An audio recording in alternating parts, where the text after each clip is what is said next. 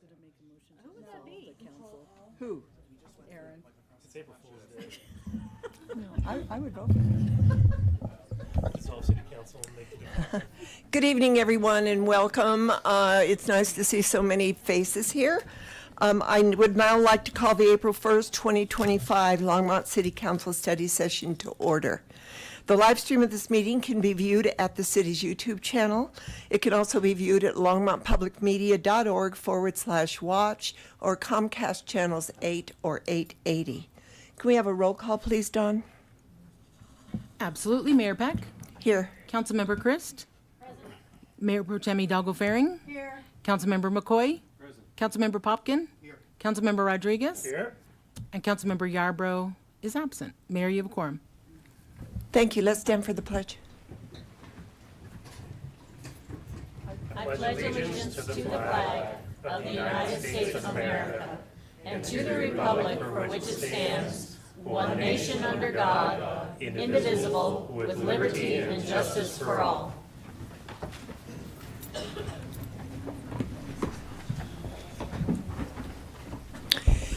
Normally, at this point in the agenda, we're going to make motions, but I'm going to augment it. I got permission or direction from council to allow Lisa Kaufman and Brandon Schaefer to give a presentation on RTD and Front Range Passenger Rail.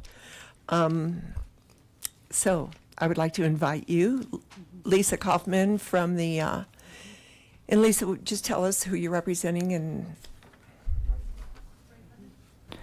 Hi, I'm Lisa Kaufman. I'm Senior Strategic Advisor to the Governor and fellow Boulder County resident. I live just down the road in Lyons and previously had the privilege of working for the Governor when we were in Congress and representing the Boulder County community. So thanks for having us.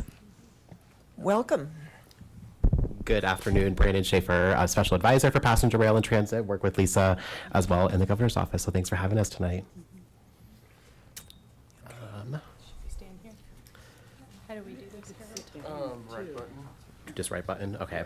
Yes, if you would prefer, you can sit at the chairs rather than at the podium. Okay. Podium do it, okay. All right, I'll get it started. Okay. I'm gonna do that. This is much easier. Clicking on there. Yeah. Okay. Right button. Thanks, Mayor. Can you guys hear me? Is it not working? No, it's not on. All right. Thanks, Mayor, for inviting us to give this presentation. So what we are presenting is the findings from a March 1st report that was mandated in SB 184, which was a bill sponsored by then Senator Fenberg and Senator Marchman, who I think represents this area. And what this bill did was provide a new revenue stream for the state of Colorado in the form of a new daily rental car fee. And it also mandated that the parties of Front Range Passenger Rail, RTD, CDOT, CTIO, which is the High Performance Enterprise, that the new rental car fee is collected through within CDOT, and the Clean Transit Enterprise that got new rail funding in the form of the oil and gas extraction fee, study what it could mean to have a collaborative between those entities to get starter service going with existing resources, and how fast could they do it. The mandate was to look at 3 or 5 daily round trips by 2029. So what I'm going to go through tonight is the results of that study, which really the threshold question of that study is there enough existing resources for a viable starter service that could be built upon? So basic assumptions for what that means is one operator between Denver and Fort Collins, one access agreement with BNSF, one route which would leave Denver Union Station, travel along the RTD B line, and then transfer onto the BNSF freight line through Longmont up to Fort Collins. Next slide. Other basic assumptions of this study is that this is a starter service to be built upon. I think we all would love to see more than 3 daily round trips or 5, but we have to start somewhere, and this community and my community has been waiting a very long time to have a train running on these tracks. And so the assumption for the study is the viable starter service, can it stand alone and also be teed up to either be acquired or merge into the eventual Front Range passenger rail? And can it be funded with existing resources before having to go back to the voters for a sales tax increase, which is what Front Range Passenger Rail has the authority to do?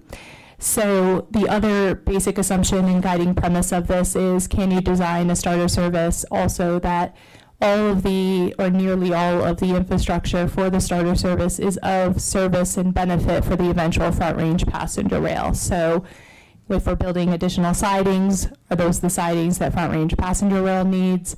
The modern positive train control signaling system, that is the system that Front Range Passenger Rail would need. And of course, looking at how we improve at-grade crossings. Of course, this community has many complicated at-grade crossings that we would need to address for passenger rail. Next slide. So this is a summary and kind of the punchline, and I'll go through how we arrive here, but worth saying at the top. What we are studying with joint service, this collaborative, is a hybrid between the commuter service planned by RTD and the intercity service planned by Front Range Passenger Rail, but it's designed to maintain intercity passenger rail classification for federal purposes. What does that mean? There is a federal definition that Congress passed. It's open for interpretation, but it includes the amount of communities and population centers that you connect. It takes into account the spacing between stations to determine the difference between intercity passenger rail and commuter rail. This is important because intercity passenger rail has several benefits that commuter rail does not have. It has a lot more federal investment. And if you choose Amtrak as the operator for intercity passenger rail, Amtrak has supremacy over the Class 1 post railroad. And so the federal law through the Passenger Rail Act of 1970 says if you choose the national passenger rail provider, Amtrak, they have a right to run passenger rail if it's for the purpose of intercity, which is very different than commuter. So as we think about as a community, how do we solve this problem of not having train service that we were promised? And intercity passenger rail gives us a pathway with lots more assurances than commuter does. So this study that we were looking at for joint service has 8 stops. And if you look at the graphic on the right, this is what those 8 stops are. And you will see that in the blue that there are 3 additional stops that are not included in Front Range Passenger Rail's route. So you would leave Denver Union Station, you would stop in Westminster, Broomfield, Louisville, Boulder, Longmont, Loveland, and Fort Collins. What this study has found based off of the RTC model, which is a highly technical, sophisticated model based off of BNSF's own business data, that 3 daily round trips cost about $83 million annually. That number is if you amortize the capital expenses plus the annual O&M. What we all know that RTD just finished their 3 in and 3 out peak rail service study of their 10 stops, which is 2 stops in Westminster, 2 stops in Broomfield. That if they go just to Longmont, their cost of going it alone is between $52 and $56 million. Front Range Passenger Rail is still in the process of their study, the service development plan, and we hope to have those results by this fall. I believe there'll be an update to the community this spring on the alternative analysis, which is part of that study. Next slide. So capital expenses from going on this route from Denver to Fort Collins is $885 million. What that number means is it has a 30% contingency because we have not moved into an engineering design, and these numbers are not verified by BNSF, but they are based off of BNSF's business data. So what you see on the right in 785, if you were to reduce that contingency, which we are not pursuing at this point. We think at this stage of study, it's wise to stay at the 30% contingency until the next phase of study, in which we might lower our contingency based off of a new round of data. But some of the cost associated with that is the contingency, professional services, buying the train sets, the signaling system, the site work, the facilities, and the stations, and then the track work. And again, those, in the next phase of study, we can go through where we think there might be movement in these numbers. But for this phase, we believe that it's a good sound number to base off of the 885. Next slide. This is the annual O&M cost. And so we looked at not just what would it cost in 2029, which is the year we hope to begin service, but then we put a 2 to 3% inflator on that through 2050, because we wanted to match the overall cost and the escalation of cost to the revenue sources that we would be utilizing. So you see by 2050, the O&M grows to 59 million, and what's included in O&M is workforce, fleet maintenance, fare collection is not included as a deduction. It's assumed flat for now because we have not done ridership and fare box collection policy yet. State maintenance and overhead, the host railroad fees, and other administrative cost is where we get these numbers from. Next slide. So looking at the annual cost in 2029, if we were to take out debt for the 885, that results in a $51 million annual debt service payment, and then $32 million in O&M that I just showed you. And then if we look at 2050, we look at continuing that debt service. It does roll off sometime in the 2050s. And then the $59 million that we saw in O&M, and then a contribution to good state of repair. Next slide. So again, as I said, we didn't want to just price out the cost of the project. We also want to map it to the sources. So if you look at this graph, the blue line is the total revenue for the daily rental car fee that was authorized in 184.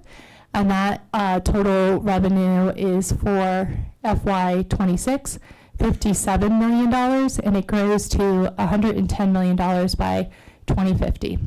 And then in the oil and gas extraction fee bill, there was a set aside for unfinished fast tracks project, rail projects, particularly calling out that this revenue should be looked prioritized to finishing the unfinished Northwest Rail and the M line. And so because the legislature signaled out 2 projects to prioritize for the purpose of this study, we also allocated 50% for this project. So the annual 20% set aside is around $20 million. So taking half of that for this project, leaving the rest for the end line completion is what you see in the purple line. Next slide. So the other revenue source is RTD and the fast track sales tax. So what you are looking at here is a graph on the left-hand side. And I should start off by saying that probably if we looked at this snapshot, this is a slide directly from the RTD CFO that they presented to their own board. So this is publicly available information, and taking directly from their board packet to put it into here and looking at their available revenue and what revenue is unallocated that could be potentially allocated to this project, shall that policy decision be made by that governing board.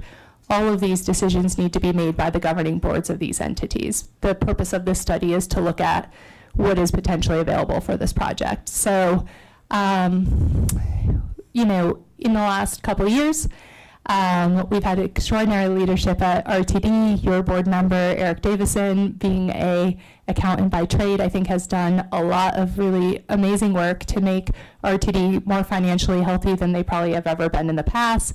They did a lot of good work restructuring some bad debt before the pandemic, lowering interest rates. They got significant investments from the federal government during the pandemic, and we see a very healthy balance sheet in this. So what you're looking at in the left-hand corner here is their current cash flow projections for the next 5 years. So the teal bars on the bottom is their debt service on loans that exist today, and then the blue line is their operating expenses. Their purple line here is planned capital expenses. And then the yellow line is transfers to various reserve accounts.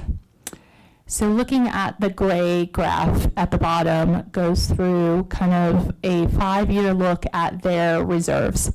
And so in 2024, they're planning $24 million transfer to reserves. They're withdrawing $12 million for planned capital expenses. That leaves them with $196 million in their operating reserve, $185 million in their capital replacement reserve, $190 million in their Fast Track's internal savings account, FISA, and $422 million in an unrestricted reserve account for a total of $994 million in reserve. For context, the annual budget for RTD is around $1 billion. As I said, I've worked for the governor for the last 6 years. I was chief of staff in the first term, so I've gone through many budget cycles for the state of Colorado. When Governor Polis took office in 2019, we inherited a state budget with less than a 5% reserve. We have worked really, really hard over the last 6 years to prioritize saving for a rainy day and having a healthy reserve. We are now at about 15%, which has put us in the middle of the pack for states. And what you're looking at here is that RTD is sitting at about 100% reserve in 2024, over 100% reserve in 2025, and even after they make major capital improvements planned in 2027, they're ending in 5 years with $848 million in reserve. This goes through kind of available revenue sources and the matching what they could be used for financing capital versus O&M. So you see the state of Colorado just won a CRISI grant last fall for about $90 million total. $66.4 million was awarded from the federal government, with the state matching that award with $27.9 million for capital improvements that are needed for both joint service, front range passenger rail, and to improve rail safety for freight operations today. As some of you might know, uniquely, the Northern Front Range sub lacks modern signaling, so a very big expense on this project is that you must put PTC on the line. And it's kind of a unique situation that we have a lot of freight operations moving through urban corridors without any monitoring signal system on it. It's a dark signal through most of northern Colorado. So this would be to pay for a segment of that. Next slide. So again, the purpose of the March 1st report was to answer the question, is there enough existing resources to get starter service going on the Northern Front Range prior to going back to the voters for an increase in sales tax? And what the study says is yes. So if you look at the cost, $51 million in annual debt service, $32 million in O&M. If you assume the state is willing to invest 50% of their rail revenue towards this project, you would get a $42 million contribution from the state, which leaves a gap of $41 million to be filled by RTD. Shall that board make that policy decision? Next slide. So the key takeaways from the March 1st report is there is enough existing resources within the daily rental car fee, production fee, and RTD sales tax to cover the cost of 3 daily round trips. 3 daily round trips is estimated to cost around $83 million a year.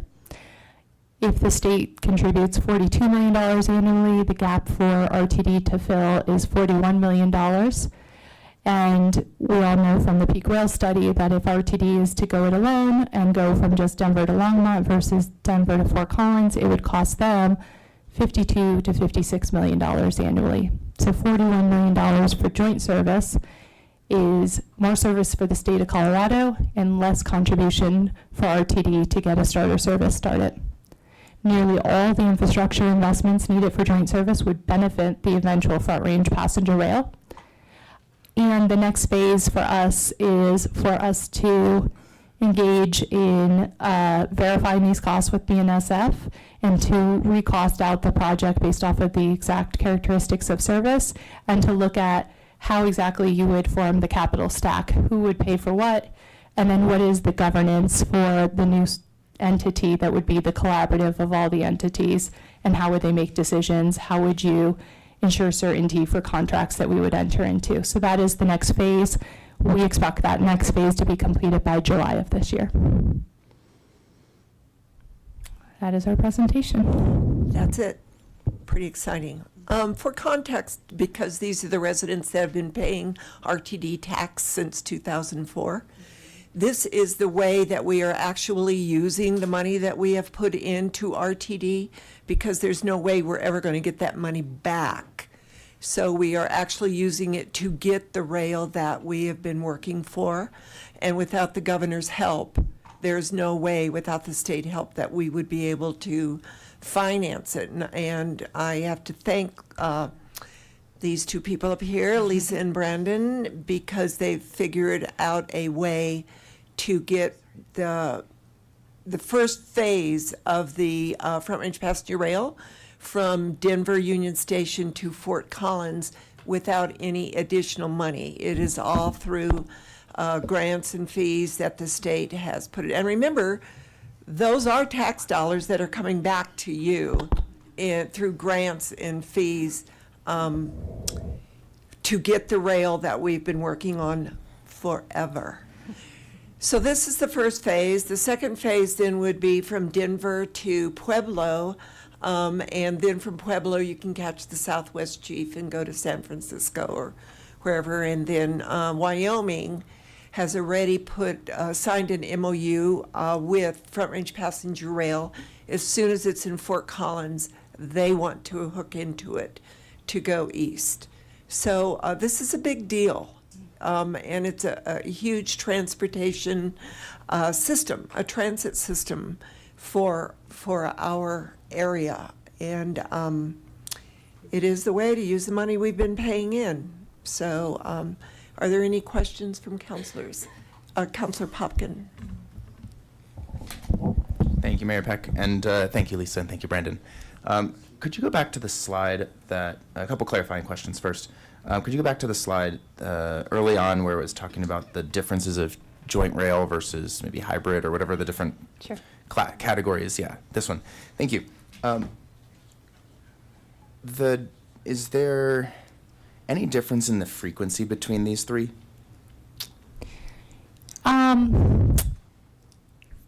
First one says 3 daily round trip. That technically should be 6 runs, right?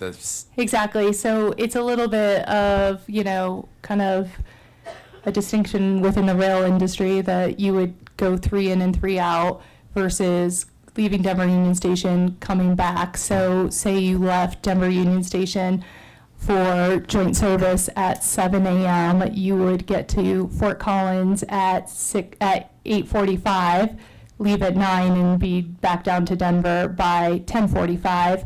The way that peak rail was studied was just 3 runs one direction in the morning and then 3 runs the back direction in the evening. And so it's a little bit not quite called a round trip. So the way that intercity passenger rail is looked at from a federal government perspective is it's round trips.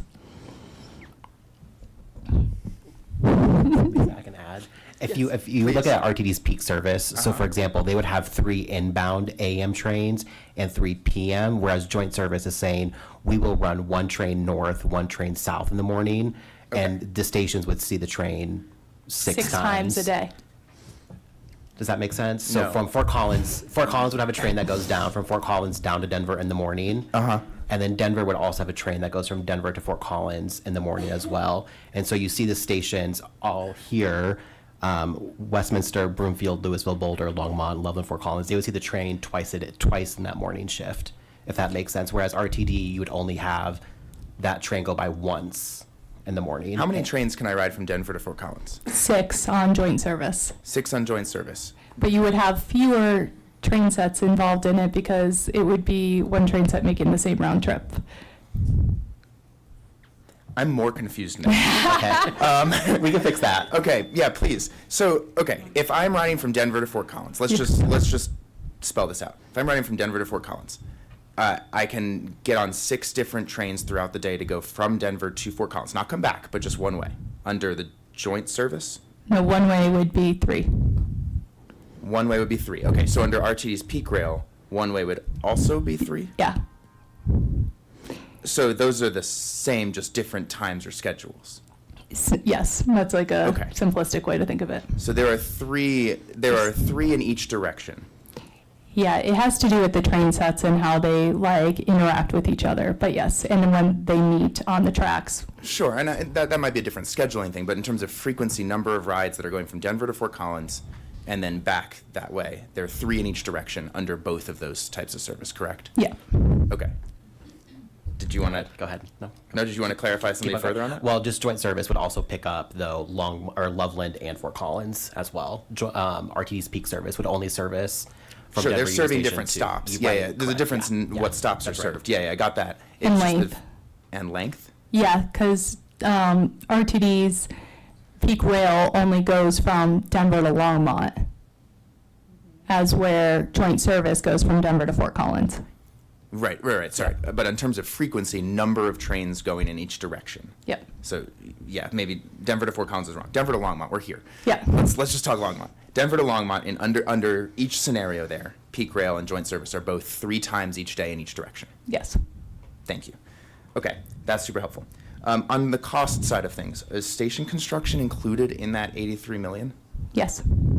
Okay, the capital costs of that station construction. Yeah. Going back to your previous question on round trip versus 3 and throughout, why it's important maybe is to think about it is it has a great impact on ridership and how people will utilize the train. So No doubt, yeah. Yeah. Yeah, the schedule absolutely matters, but in terms of the number of trains running in each direction, those are identical. They're just listed different structures because of how the like federal rail service classification is, correct? And how BNSF would treat it, yeah. Yeah. Mhm. Getting there. Your question on the 83 million, maybe we go back down and see the bar graphs further down. So further down. Further. This one. So that $51 million is debt service to take out a loan or a bond to finance the capital expense, which was the 885. So it's $51 million in debt service annually. And because we're not building the actual rail line, because that already exists, which just the capital costs really for the stations and related infrastructure. Yeah, so it is track improvements, it's new sidings so that the passenger rail trains do not conflict with the existing freight operations on the line. So freight would pull on to sidings so passenger rail can meet their schedule. And it's addressing some of the at-grade crossings. And the way we did it in this study, this may be more technical than I want to get into, but is we assume that we are purchasing as a capital expense the train sets. And if we were to, say, go with an Amtrak model, you actually just build that into your O&M because you lease their existing fleet.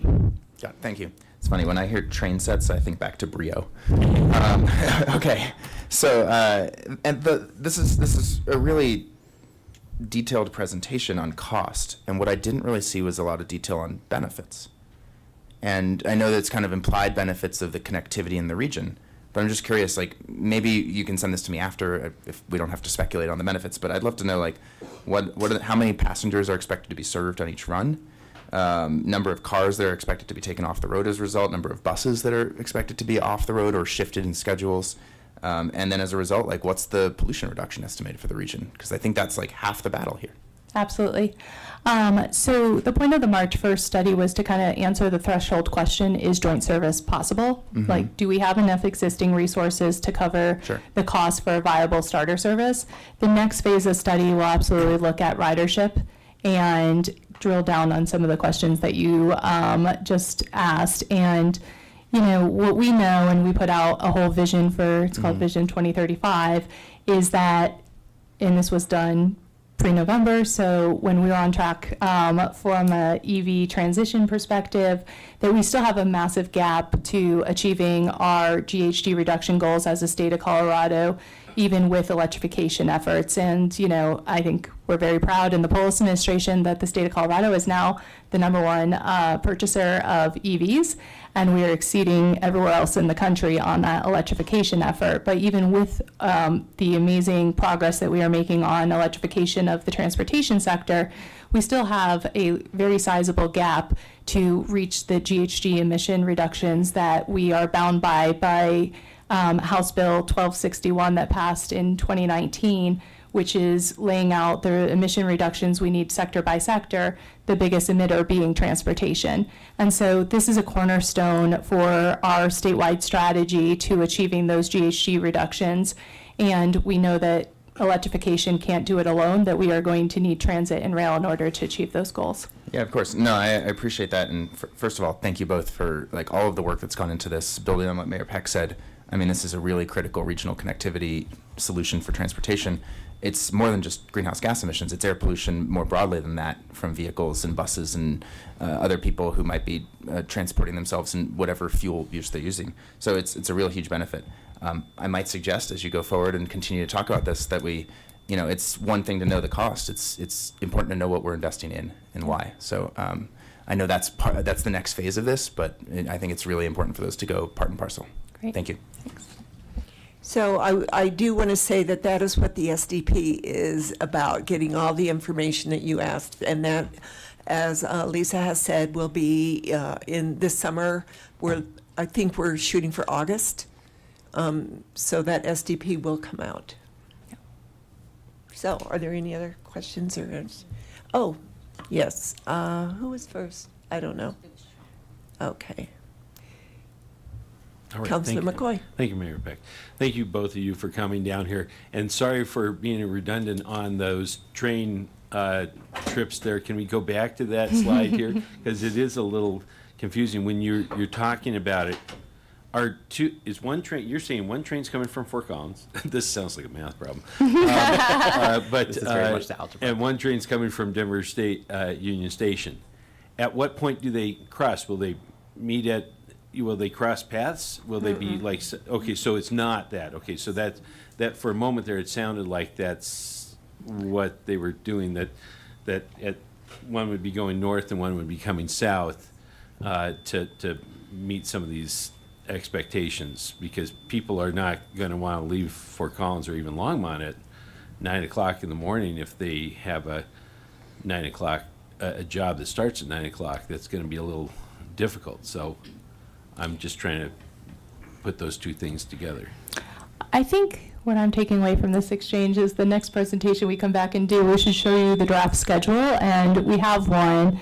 Our next steps as part of this study is to present to BNSF our draft schedule with the capital improvements matched to that draft schedule, matched to the characteristics of service, and verify that they agree with where we are on the study and that they believe that those are the capital expense for that exact schedule. And then if it's conflicting with anything in their business model that we are unaware of, which it shouldn't, because again, our RTC model is based off of their business data provided through a third party under an NDA, but that's the next phase of study, and then we'll be able to come back to you and show you an actual schedule. I could have used a little bit of information ahead of time in regards to this so that I could digest it, because it kind of came at us pretty strong.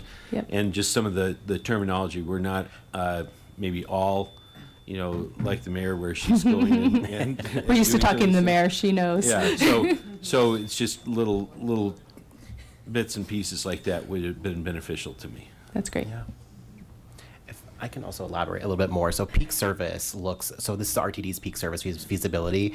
They have 3 AM morning trains, and then they have 3 afternoon trains. And so what we are proposing under joint service and with our draft schedule is an south or northbound AM train, a midday train, and then a later, like an evening train as well.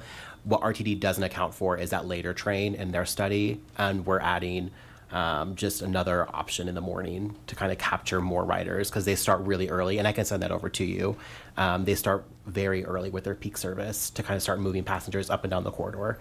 But No, they start in Denver. Yeah.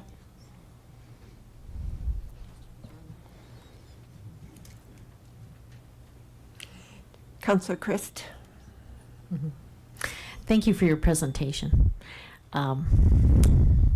So you brought up electrification, and I'm wondering what the BNSF engines, are they steam, electric?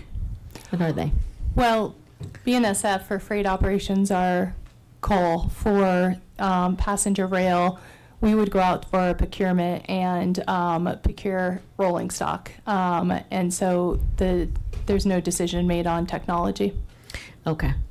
How available is rolling stock? It's a good question. Rolling stock's the train sets. It's on a rail.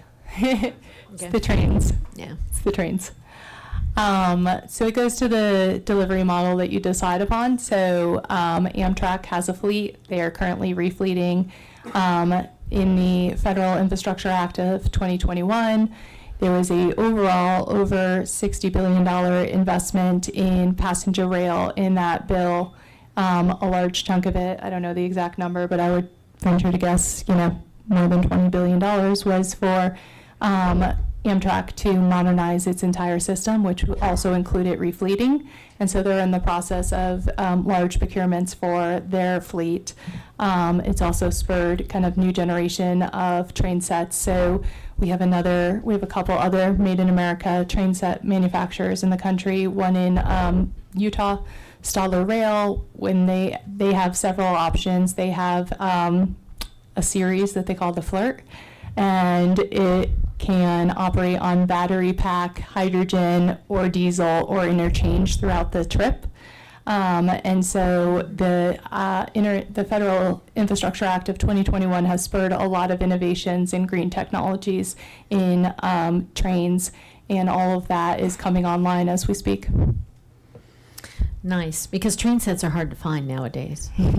Yeah, we seem to be at that pinch point where we're shifting, because some of these trains were built in late 1800s. Yeah. Okay, so tell me about the time for a round trip. If you go from Denver all the way to Fort Collins and then you come back, or even just a one-way trip, how long would it take to get from Denver to Longmont, or from Longmont to Denver? I don't know Longmont off the top of my head. I apologize. Maybe you do, but some of it at a granular level will depend on the exact characteristics of service and how long you decide to dwell at each station. And some of that does depend on train sets and how easy passengers can get off and on. But roughly from Denver to Fort Collins is 140 or an hour and 45 minutes.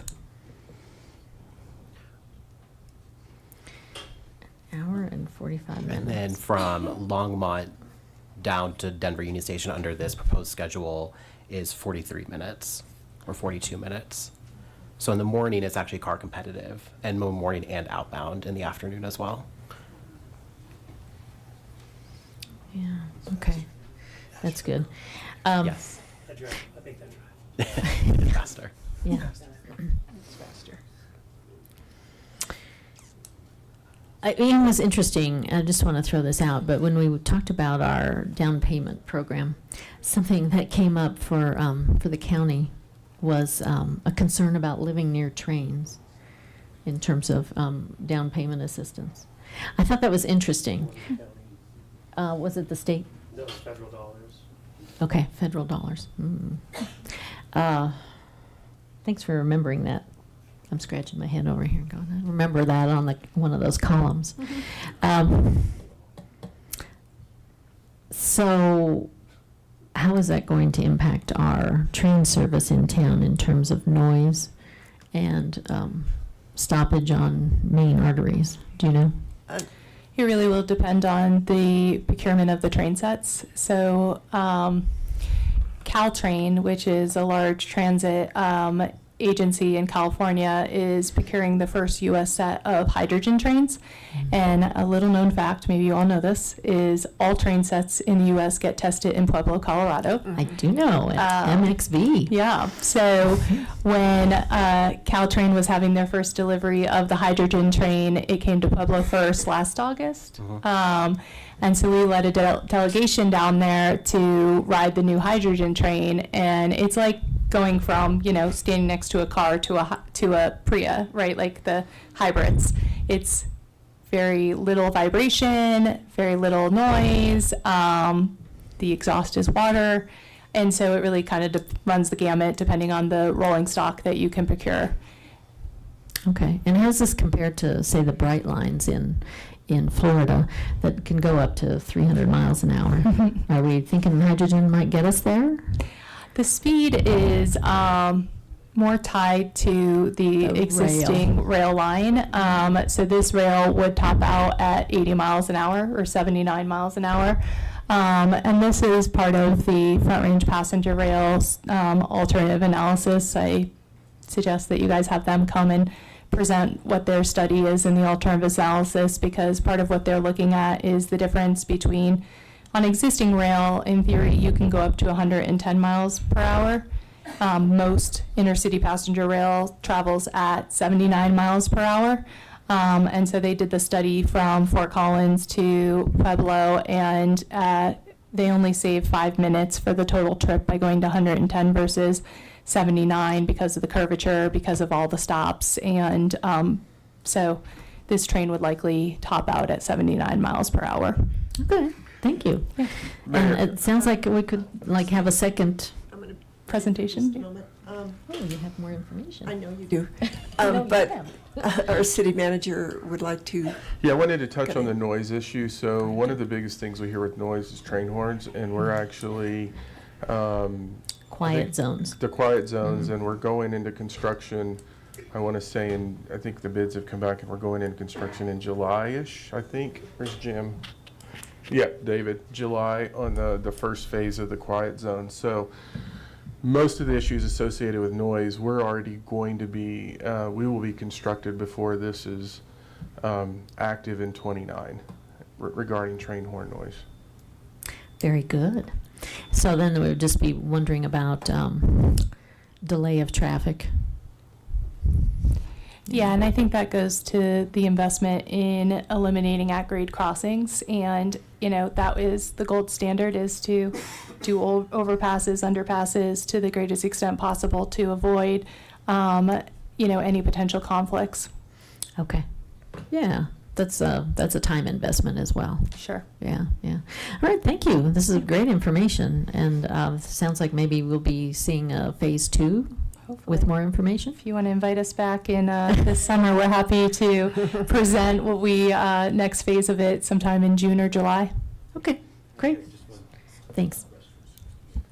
Okay. Yeah. It was in the Chrissy grant, so. So I just had a quick question. When you're talking about rolling stock, we're talking about at most 6 to 8 cars. We're not talking about 20 cars or something like that. I mean, I don't know. I mean, how many people you'd have going in one direction at a time. I know that when you have a manifest train, you can have like 60 cars, and when you have a block train, same thing in regards to, and if people don't know what that is, block trains are all the same sort of car type, and manifest is all these mixed match things that you see on the rails and everything. But how many are you looking at? So the study looked at 5 constants of 1,200 seats a day.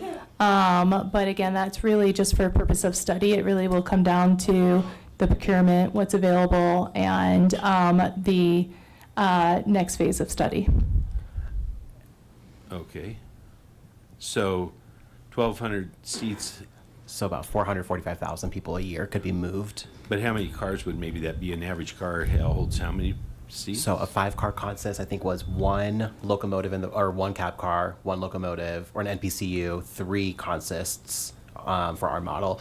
Front Range Passenger Rail is looking at a full build out, 6 to 8 consists of passengers. We're talking about a starter service that has 5 to start with. Okay, so I mean, when we talk about people having to wait for trains like this at a train stop, you're not talking about a very long wait. Oh, nowhere near No. what the freight Yeah, trains that's that what- go that's through the this di- community that's the di- today. That's the difference, so that the community understands that that's the Sure, sure. remarkable distance. And Harold just reminded me that a part of the Chrissy grant that the state secured back in September, included a study on 66 and 119 to look at how we can do a at-grade crossing elimination. Obviously, that needs to be studied to determine exactly how we achieve that, but that would certainly be the goal. Okay. Thank you for very having much. us. You didn't know you were going to be grilled, did you? I didn't. This was great. Thank you. And we really appreciate Longmont's advocacy for this project. It's really very helpful, so thank you. You're welcome. Thank you.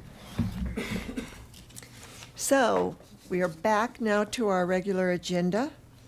And I want to, we have a lot of people that are going to speak, so I just want to remind you that anyone wishing to speak at first call, public invited to be heard, you need to have your name on the list outside and then give us your name and address when you come up to the podium, and you have 3 minutes.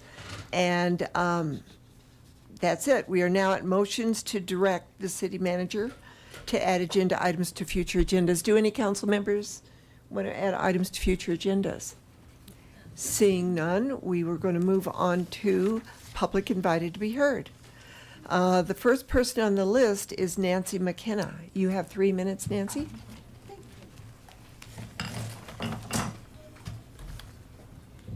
Hello there. My name is Nancy. Nancy? Can you hear me? Yeah, can you turn it? I think, there you go. There we go. Okay. Hi, my name is Nancy McKenna. I live, oh, what's that? No, you're good. Too much? Okay. I live at 1204 Snowbank Court in Longmont, 80504. I'm here today to support Zoe Galloway in her quest for the City of Longmont and Longmont Power and Communications to stop its discrimination. Zoe has been unable to live in her home in Longmont for 8 months as a result of serious health issues due to her electromagnetic hypersensitivity, sometimes called EHS, after a smart meter was installed on her home. Zoe has been aware of her EHS for over 10 years, so she made many modifications to her home to mitigate the effects. But after the city's new smart meter was installed and she experienced so many negative health issues, she paid the fee for an opt-out meter. But unfortunately, she still experienced side effects, as even the opt-out meter emits radio frequency radiation. I am urging the city to make disability accommodations to her home by installing a non-digital electromechanical analog meter to allow her to move back into her home without being harmed. Furthermore, I believe the city needs to amend its rules to allow residents to opt out of the smart meters without incurring financial penalties. I urge the staff at Longmont Power and Communications to have compassion and understanding for those who suffer from EHS. I find it appalling that an LPC staff person actually said to Zoe, in quotes, "If you think it's harming you, then you should not really have electricity or be in a society, ha," end of quote. This seems counter to the beautiful council vision on people that I read on the city's website. In quotes, Longmont will be the world's greatest village where children are most fortunate to be born and raised. Older adults are supported through their entire life journey. All people will have access to food and shelter, and everyone has the opportunity to thrive and feel they belong. I urge the Longmont City Council to do the right thing for Zoe Galloway, to give her the opportunity to thrive and belong. Thank you. Thank you, Nancy. Barbara Muser? I'm sorry if I mispronounced that. Barbara Muser. Oh, I didn't. Yes. Hello, Mayor Peck and City Council. Thank you for this opportunity to speak with you tonight. My name is Barbara Muser. I live at 1437 Beatrice Court in Longmont. I'm here to speak with you about my dear friend and colleague, Zoe Galloway, a young resident of Longmont, a working single woman who has been unable to live in her home due to EMRS, electromagnetic radiation syndrome. She cannot return home due to the opt-out smart meter installed on her home by Longmont Power and Communications for 8 months since last summer. Think about that. 8 months without a home. Let's look at some of the qualities of what home may mean to each of us. Quality of life, shelter, safety, security, comfort, quiet, nurture, peace, refuge, respite, meals, reading books, meditation, knitting, writing, music, singing, friends, study, dreams for tomorrow, sleeping, bathing, cooking, laundry, privacy, and much, much more. I get up in the morning, I do my morning routine and get ready for my day and leave the house. Later, I come home, park my car in the garage, unlock the door, walk into my sanctuary, my home, the place I go to nurture myself, to regenerate my being, to spend time in my nest, to watch the birds from my porch, the squirrels run about, the clouds, the sunrise, the flowers in my garden, the bees on my flowers. I am home with my loving pets, my neighbors, my family, my friends. All of this is my home. It is precious, it is priceless, it is a gift, it's my right to shelter. My home is my right. Zoe is a disabled and therefore is unable to enjoy any of these qualities of home and her neighbors, and she deeply deserves and is entitled to her home. She must have her home back and all of the qualities of life, of being at home in Longmont. She has a right to her home. She has a right to a quality of life.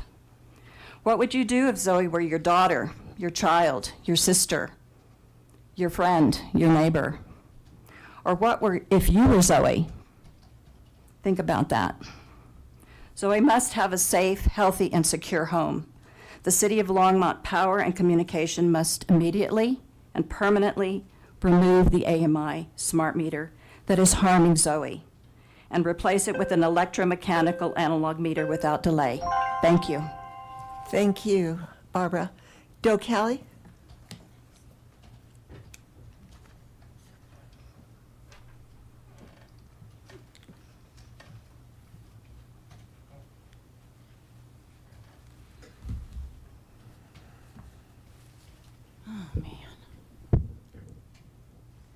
Can you hear me? Yes.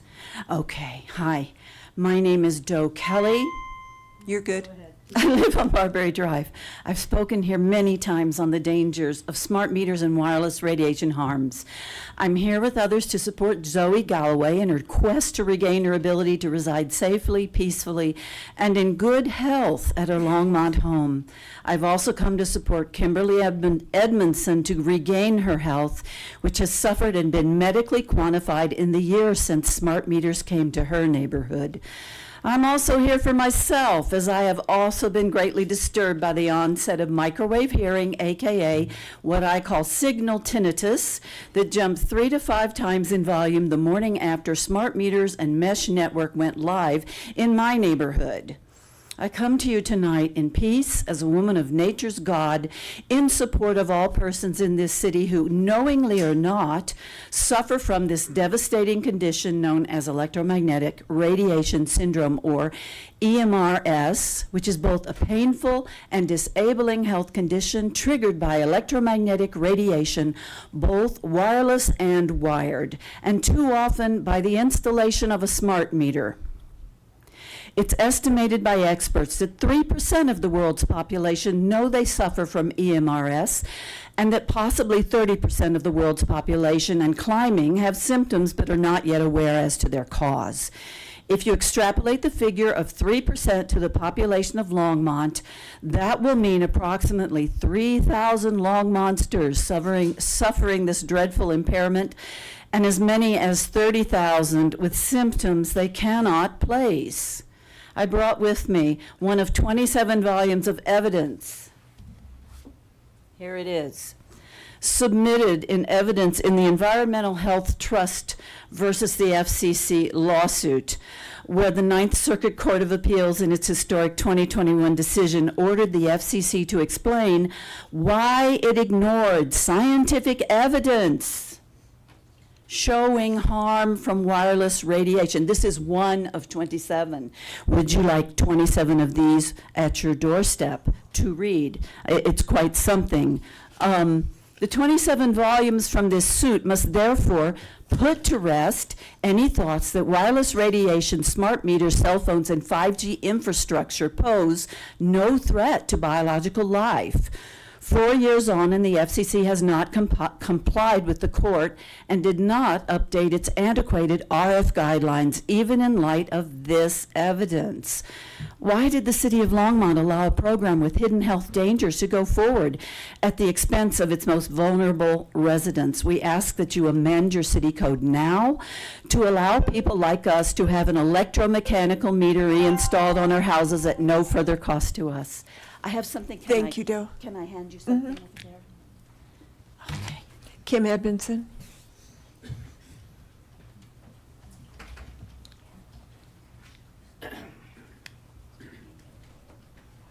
I'm Kim Edmondson on 814 Bittersweet here in Longmont. I have been coming to you for about 5 years now almost, trying to warn you about the harm of electromagnetic radiation. I've been with the same functional doctor for 9 years. When my twins were about 1 year old, I'm like, I feel like I'm 1 foot in the door. What's going on? I was having irregular heartbeats, wake me up in the night. Now it's about the time your next slide internet came into my life and started trashing my health. I quickly realized there was a problem, did things to mitigate. I had things that were working for me until your meters. I just saw my doctor in January. She's been drawing the same labs on me. I now have Hashimoto's thyroid disease that I never had before.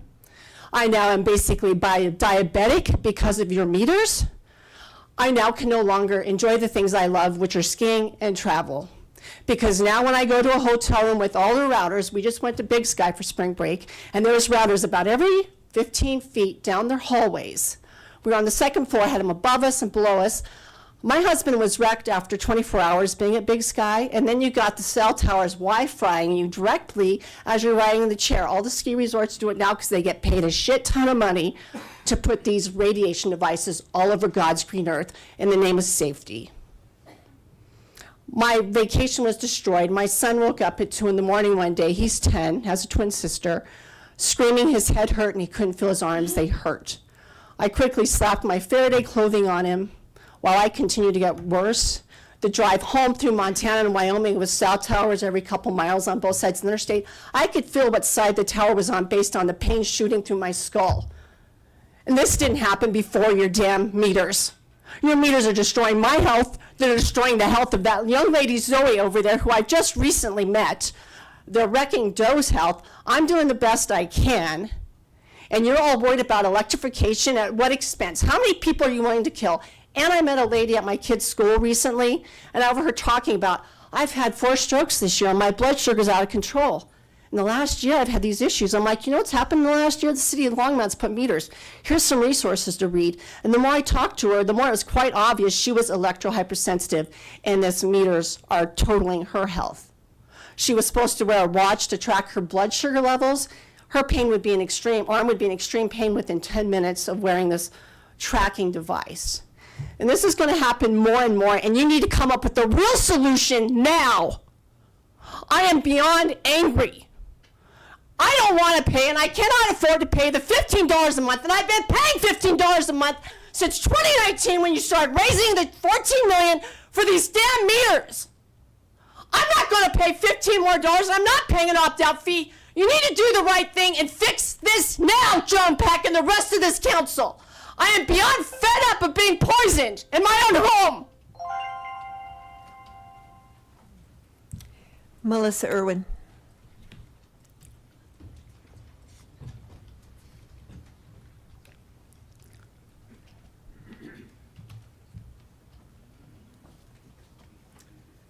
Mayor, members of council, my name is Melissa Irwin. My family and I reside on Winding Drive. I know today you will hear a variety of concerns from several members of our community regarding the home in Prairie Village housing now 6 registered sex offenders. As this situation has unfolded, it appears that there are other residences in Longmont housing more than 2 sexual offenders in the same home. As someone who has previously lived in large cities in other states, all of which have ordinances limiting the amount of sexual offenders residing in one home, as well as prohibiting them from living within close proximity to schools, parks, or child care facilities. Imagine my surprise to discover that Longmont, Colorado has no such ordinances. I thought we were moving to a safe town and a safe community, only to find out that that doesn't exist. I assure you, we have a community of folks outraged and insisting that City Council take swift action. I have 3 daughters, an 11-year-old fifth grader at Alpine Elementary and 3-year-old twins. As a parent, I feel it's imperative to be as transparent as is appropriate with my oldest. We had to have a hard conversation about why she and her friends can no longer ride their bikes to Rough and Ready Park without an adult. I'm not naive to think that allowing her this independence doesn't come with some inherent risk, but we felt comfortable allowing her to, along with the ability to track her location and movements. Knowing there's a house a stone's throw away from the park, now containing 6 registered sex offenders with convictions as recent as 6 months ago, I feel it would be incredibly irresponsible of me to allow her to go. This inevitably led to a conversation with her friends and discussions amongst them about their own traumas that has further stripped away the innocence they would have otherwise been allowed to enjoy, because this situation is allowed to continue. This single-family home is being run by a for-profit business with 0 certifications and 0 proof that they are actually helping anybody. Furthermore, a residential neighborhood is not the place for this kind of treatment center and societal reintegration. I urge the council to stop waiting and being reactive. We need to be proactive in creating a safe town for all. That includes those rehabilitating from their crimes. I also worry that allowing these types of businesses to operate out of homes and neighborhoods intended for and zoned for single families will drive up property values and lead to even more unattainable housing for residents. As a child, I experienced extreme poverty and homelessness, and my husband and I have worked extremely hard to ensure our children have a radically different future.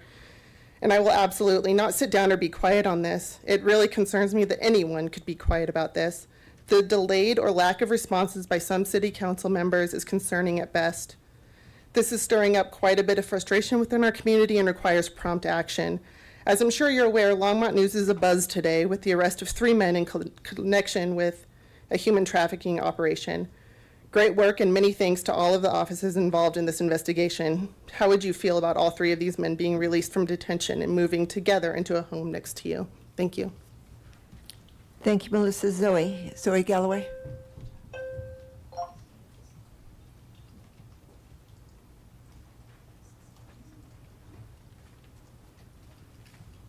Zoe Galloway, Anderson Street, Longmont.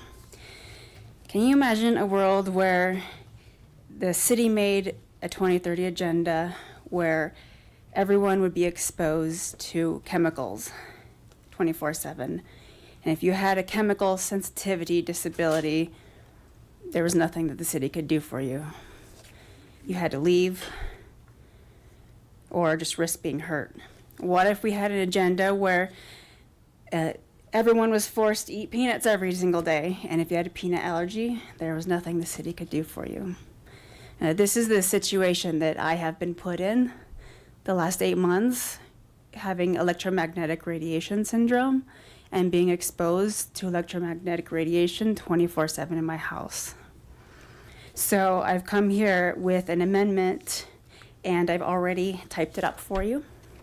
You can look over it and vote on it today if you'd like. If you want, I also have, if you want to go over it and make other changes, I have requirements to the amendment so you can understand our position and our needs for our disability. And I also have a notice of disability modification claim also for Longmont Power and Communications, because it also includes my neighbors and their AMI meters, because the radiation jumps from wire to wire, and we just have a small little community. It's just one little street, and my neighbors have given me permission to go back to their old bidirectional meter, and I have their permissions right here, so that, because they want to support me and they want to see me come home as well. So I think without this amendment, that the people in this city are going to continue to be harmed. And if the city cannot even help one person stay housed, then how can the city help anyone stay housed and uphold the core services that you have listed here, which includes that everyone has a right to essential services such as utilities and housing and a safe and healthy home. And that's all I'm asking for. So this needs to be passed. You can look over it and change it, but I think you can hear that there are a lot of people that have this disability, and it is necessary that we get an electromechanical meter because it's the only meter that doesn't emit EMF radiation. Thank you, Zoe. Diana Chavez?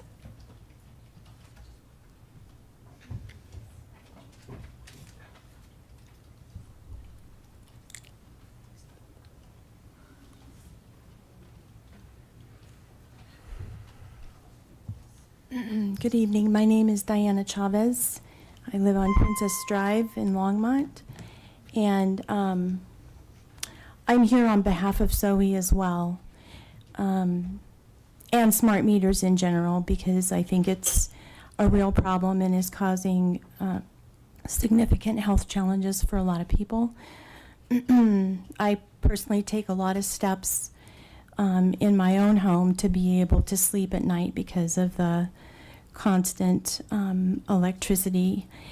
And I think it's a real shame, and it feels heartless that Zoe has been displaced for these many months when it's a very simple fix for her to be able to return to her home. And I do think that that should happen absolutely as soon as possible.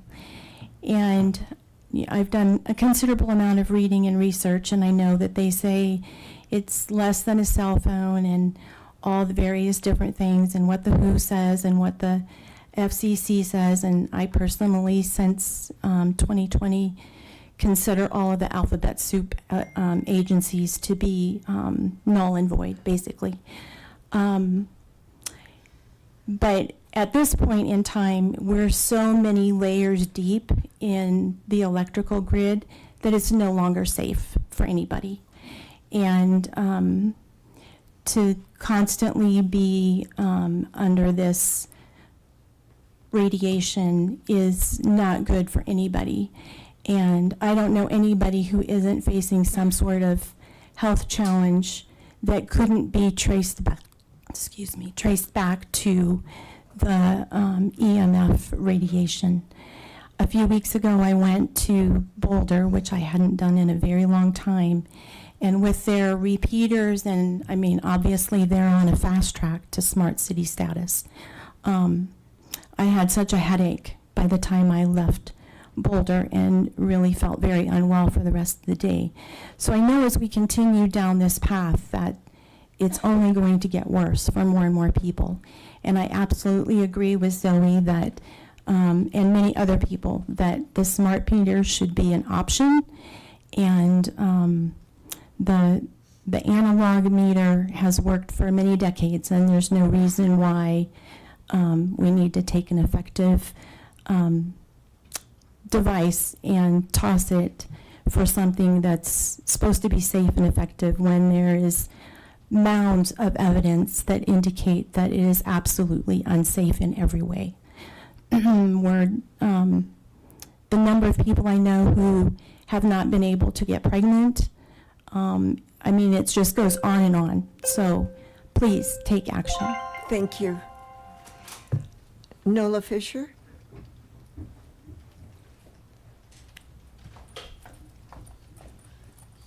Is this one it? Podium. There you go, right there. Good evening, ladies and gentlemen of the council. I am Nola Fisher. I live on 2270 Whistler Drive in Longmont, and recently I have learned of multiple sex offenders living in one single family home, a few yards away from my house. I, as a 15-year-old girl, am vulnerable to being preyed on. And it's not just me.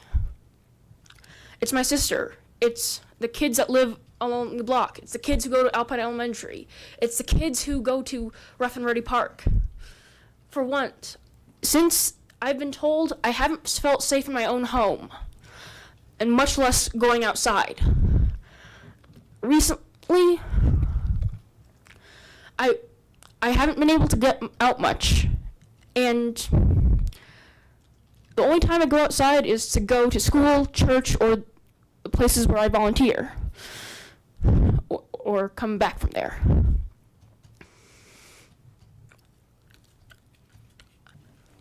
I would very much like to go and walk, take a walk, to go get the mail by myself, or to start a dog walking business. But these men are hampering my ability to do that.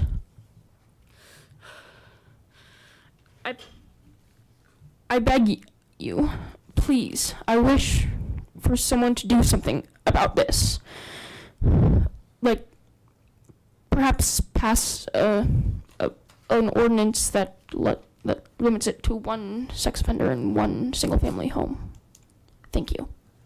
Thank you. John Fisher?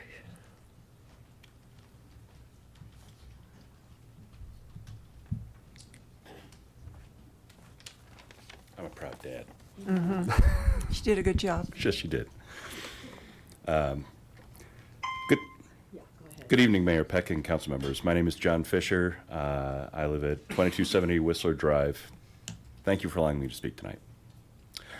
You're already aware of the dwelling near my home that houses multiple registered sex offenders, 300 feet from Rough and Ready Park, and directly on an alley which neighborhood children are riding bikes and playing most days. I'd like to point out that we have 286 registered sex offenders in Longmont, a city of 99,000 people, while Boulder, with a population of 108,000, has only 105 offenders. This stark difference is a clear indication that Longmont shoulders a heavier burden in housing offenders, and it's a burden that directly affects families on my street and across the city. My daughters are afraid to even use the alley behind our home, and I know many other families share these same concerns. The house in question is being used by a private halfway house company. It's also a single-family dwelling, exactly the type of attainable housing that working families in Longmont could otherwise rent or own. We're losing vital residential space to a commercial-style operation that congregates multiple high-risk individuals, which was never the intended use of single-family zoning. So I'm urging the council adopt an ordinance that limits how many unrelated registered sex offenders can reside in a single-family home, and requires a buffer zone between such placements and areas where children gather, such as parks or schools. These policies would protect public safety, help maintain the character of our neighborhood and city, and would still allow reasonable housing options for those re-entering society. Thank you for your time. Thank you, John. Heidi Fisher.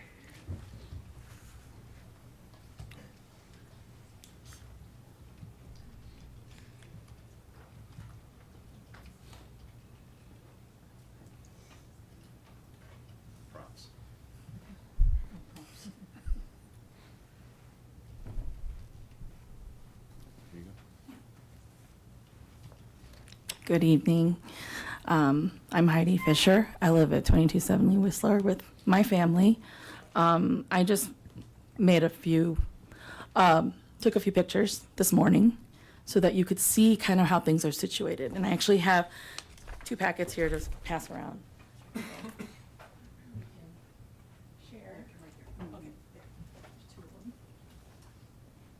Same things as up here.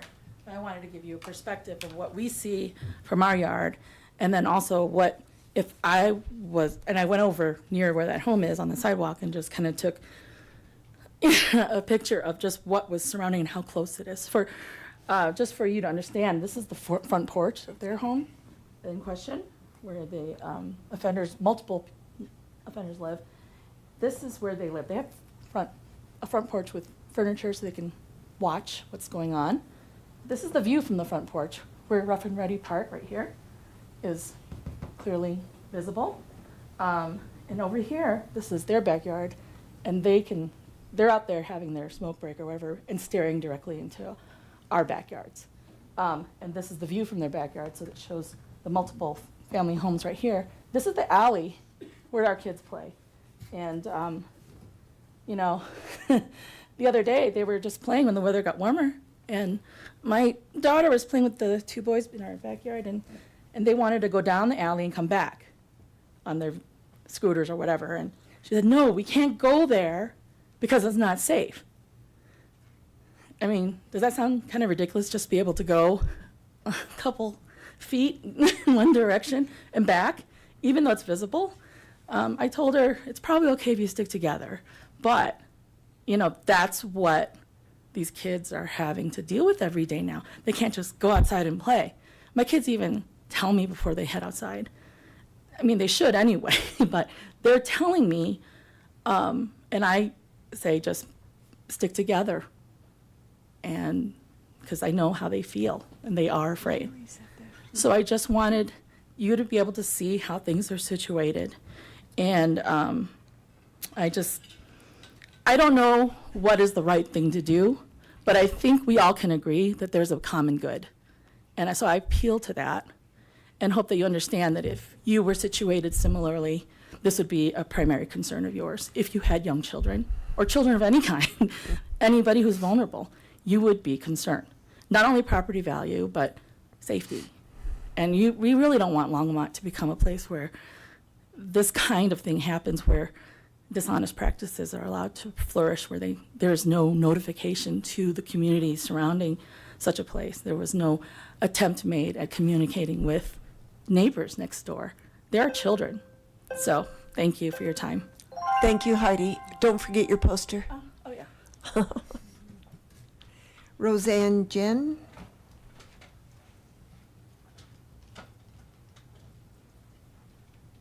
Is there a Rosanna?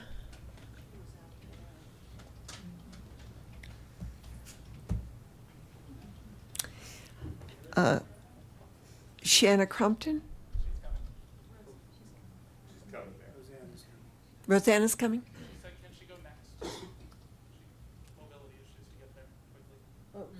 Oh, after Shanna? Okay. Yeah, okay, thank you. Shanna Crumpton?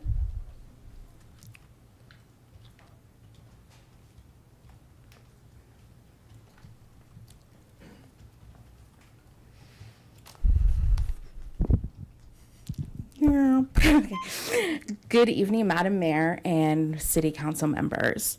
I'm a mother of 2 children who live on the same street on Winding Drive, as now of many sexual offenders. I have a master's degree in counseling psychology, and as well I practiced civil litigation law as a paralegal for 6 years and advocated for survivors of sexual assault, ranging from ages of 4 to 60 years of age. I've seen the lasting effects of child sexual trauma has on many adolescents, children, and as adults. I'm here today to advocate in the prevention of sexual assault on children. As described by Heidi, the house does have a view of rough and ready playground. They can see children playing without even leaving their home. The Colorado Department of Public Health and Environment published the following statistics. For Coloradans, 1 in 3 people experience some form of sexual violence in their lifetime, 80% of which take place prior to the age of 25. The likelihood of repeat victimization increases for youth who have experienced sexual violence before the age of 18. 42% of victims experience their first completed rape before the age of 18 years of age. I do want to bring to light 286 sexual offenders live in Longmont, while only 105 live in Boulder. So think of those numbers. According to researchers like the organization RAIN and other researchers, childhood sexual abuse alters the normal developmental trajectories that are necessary for a healthy socio-economical function, increasing the likelihood of a child experiencing social relationship difficulties, cognitive dysfunction, depression, anxiety, internalization, and externalization of problems, sexual behaviors, and post-traumatic syndromes. The National Survey of Adolescent Teens who had experienced physical or sexual abuse or assault were 3 times more likely to engage in substance abuse issues. Now that you are aware of the long-lasting effects of childhood sexual trauma and sexual trauma at any age, how are you going to prevent this from happening from the children in our neighborhood, the children in Longmont, not just in Winding Drive, but all of the children in Longmont? What are you going to do in the position of your power to prevent all of these horrible things happening to our children and to the future leaders of tomorrow? Thank you. Thank you, Shanna. Rosanna? One more. Okay. Of course. Anna Graves?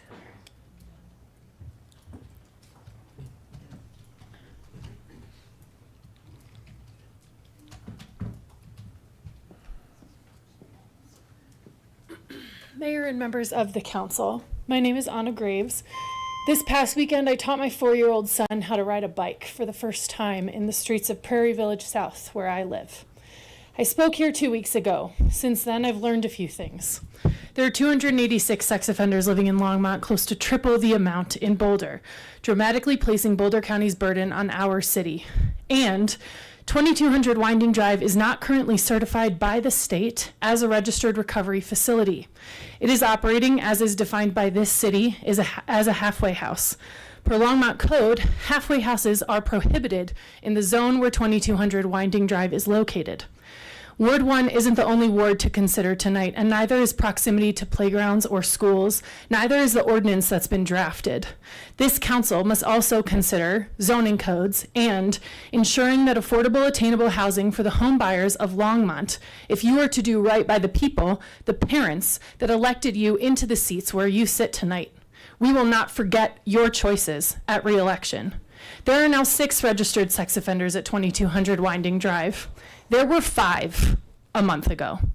This body's lack of urgency has resulted in yet another sex offender, one convicted of incest, moving into this high-risk halfway house that shouldn't exist in this location to begin with.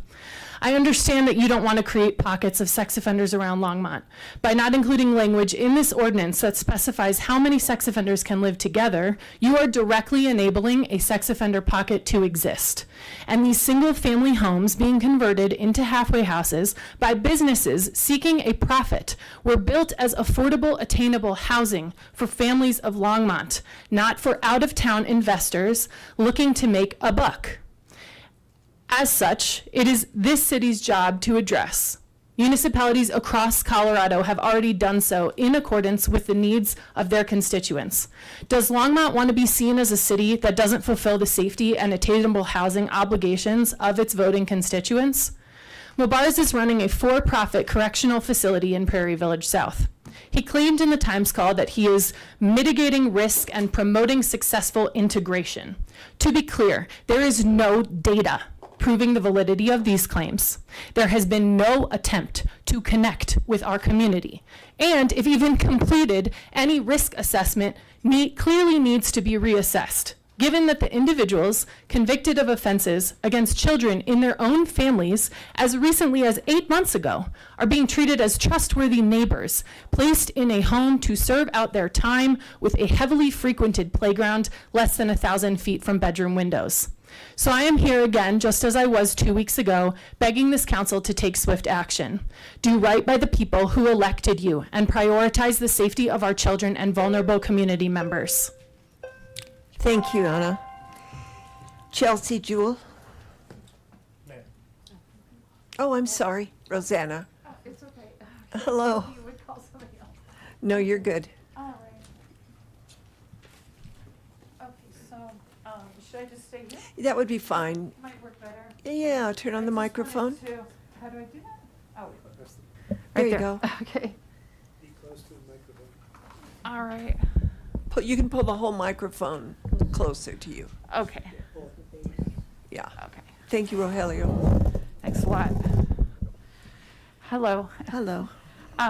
So I'm here tonight to talk about the smart metering program. I wanted to focus on some issues about health impacts, fire impacts, and a few others. one thing I wanted to kind of mention at the outset is that there was an FCC ruling, August 13 of 2021, which is new because basically their finding was that the FCC guidelines were basically that they ignored scientific evidence and failed to provide a reasoned explanation for their determination that the continuance of 1996 guidelines were protective. And they charged them with, sorry, I'm out of breath from going down the stairs there. So they were tasked with basically updating those guidelines, and they have yet to do so. So we have a situation where there's the supremacy clause in the Constitution, so that federal laws do kind of override like local and state laws. And that's something that guided previous cases with smart meter opt-ins and outs. So that's why I mentioned that. And I have the numbers here if anybody needs them for the particular case that was. But additionally, there's some pretty major journals that have reported. This is The Lancet. I don't know if folks are familiar with it. I wasn't, but it's pretty much considered the gold standard. It's the most prestigious medical journal in the world. And this was an article about electroplanetary pollution. And essentially, they state something that is you seldom really see, but they essentially say that our exposures have increased by about a quintillion in the last approximately 40 years, I think they said. But what they say also is that non-thermal health effects have been proven. So they go ahead and list a number of those. They looked at 2,266 studies. So, sorry, I'm out of breath here. So they looked at, let's see, just trying to say where, I can give you all a copy of this. Okay, did I just run out of time? Yes, you did, Okay, and yeah. I can give you a copy of this. That would but be good. Is it okay if I just summarize something briefly? Yeah, we'll give you another, yeah, go ahead real fast. Okay, I guess I would say that based on this new information, they show risks of cancer, degenerative disease, and many others. And especially a matter of concern that the FCC wanted investigated by the FCC was effects to children. We do need to have more protection of our populations. Okay. And so I would ask that you try to facilitate that to the greatest extent possible. Thank you. Okay, thank you. Sorry. No problem. Okay. Chelsea Jewell. Let me just give you a copy of this one.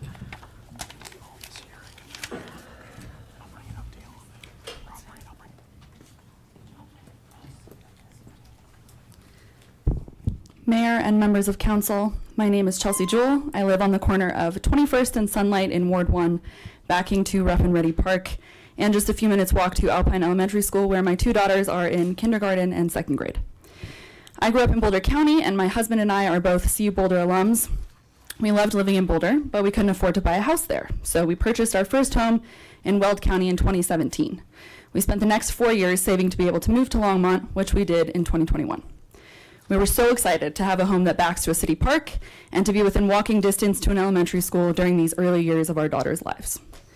I was even more excited to finally make mom friends, and I got more than I bargained for when I co-founded a Facebook group for local Longmont moms that now has over 1,600 members. My husband and I are very open and honest with our daughters, so when we moved into our house, we told them they were not allowed to play outside our fence without an adult, and we told them honestly why.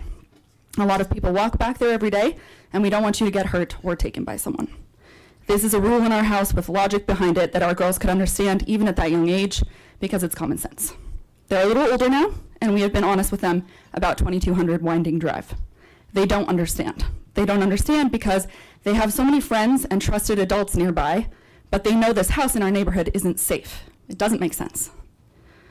I have found my mom community in Longmont, and it has been the greatest blessing. I honestly believe it's important for sex offenders to have community and support too. But I believe it's common sense for these facilities to be regulated and in homes purpose-built and purposefully located.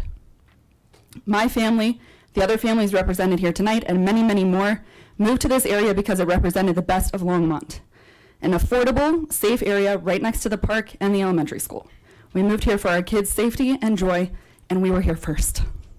In closing, I just want to say that the moms and dads of Longmont, including those who cannot be present this evening, are following these conversations and decisions closely, and they will undoubtedly be taken into consideration during this next election cycle. You have the opportunity to safeguard what makes our city special, and we sincerely hope you do. Thank you, Chelsea. Greg Jensen.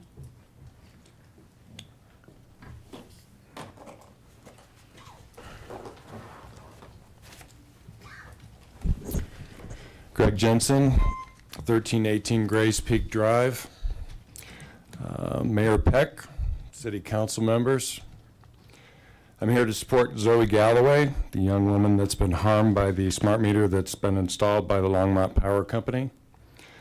She has evidence from doctors specializing in EMF sensitivity, which document the injuries that are caused by the electromagnetic frequencies that are emitted by the meter. This isn't Zoe's fight. This is about fairness, precedent, and constitutional rights.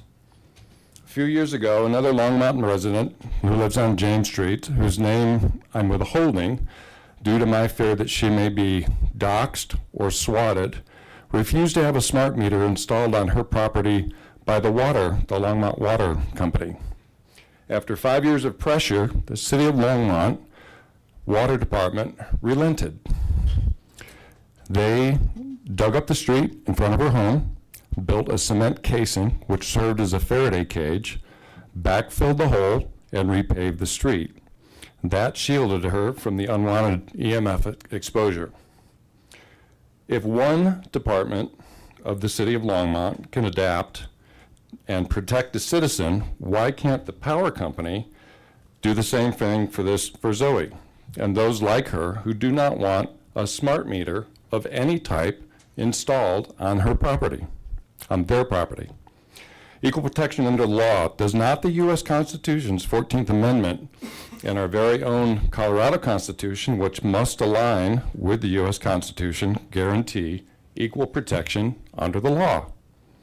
If the city's water department honored one person's demand, that's a precedent, and the city's power company must extend that same courtesy to Zoe.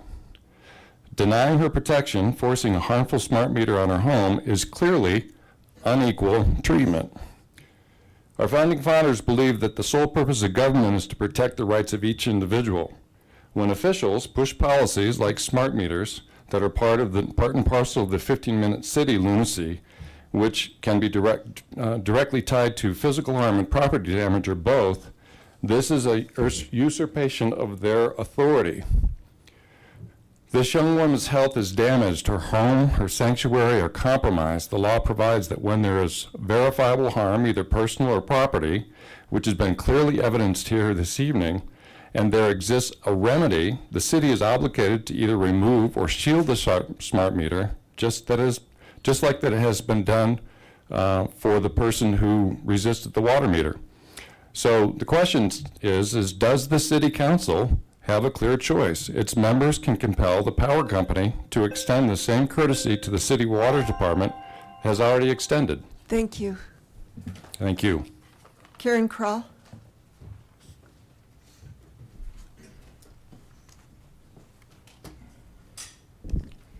Hello, Mayor and City Council members. My name is Karen Krell. I live at 2727 Nelson Road, and I am here to support Zoe Galloway and request that the city remove the smart meter from her home and from the homes in her area. My support comes from my own experience of from the time that I moved to Longmont in 2013, and I started to have many health problems. I have worked with those health problems in many, many ways, and spent thousands and thousands of dollars to, for the symptoms that I've had. And I had no idea that the electromagnetic frequency had something to do with my issues until very recently. And that's when my health began to improve, when I was able to, not having a smart meter on my home, my ex-husband and I were able to opt out. I now live in a different residence that does have a smart meter, but before the smart meters were put on the homes in our neighborhood, I was able to turn off my electricity at night and turn off my Wi-Fi, which is when my health started to improve.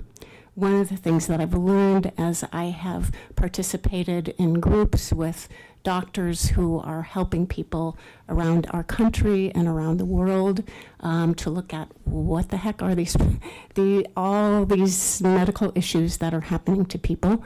As I have sat on these groups, I've learned about things like parasites. I thought all my issues were related to my gut, and part of it was because I had parasites. Why wouldn't the parasites go away? Because the parasites will not die when you are surrounded in electromagnetic radiation. So I ask for help for Zoe, but I also ask for just more information to the public about, the truth about the harmful effects of electromagnetic radiation. Thank you. Thank you, Karen. Yvonne Kristen.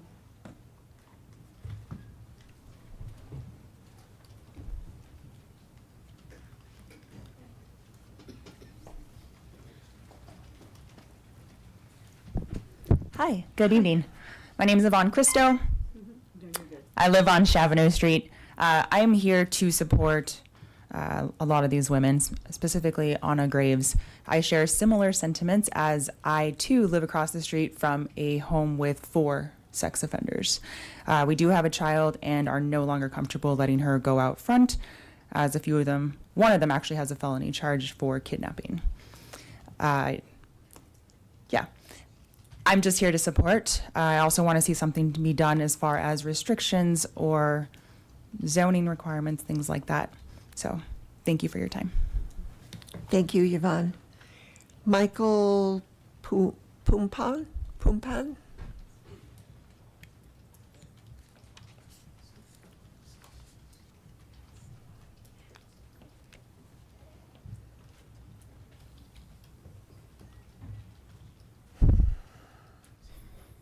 Good evening, Mayor, council members, and residents of Longmont.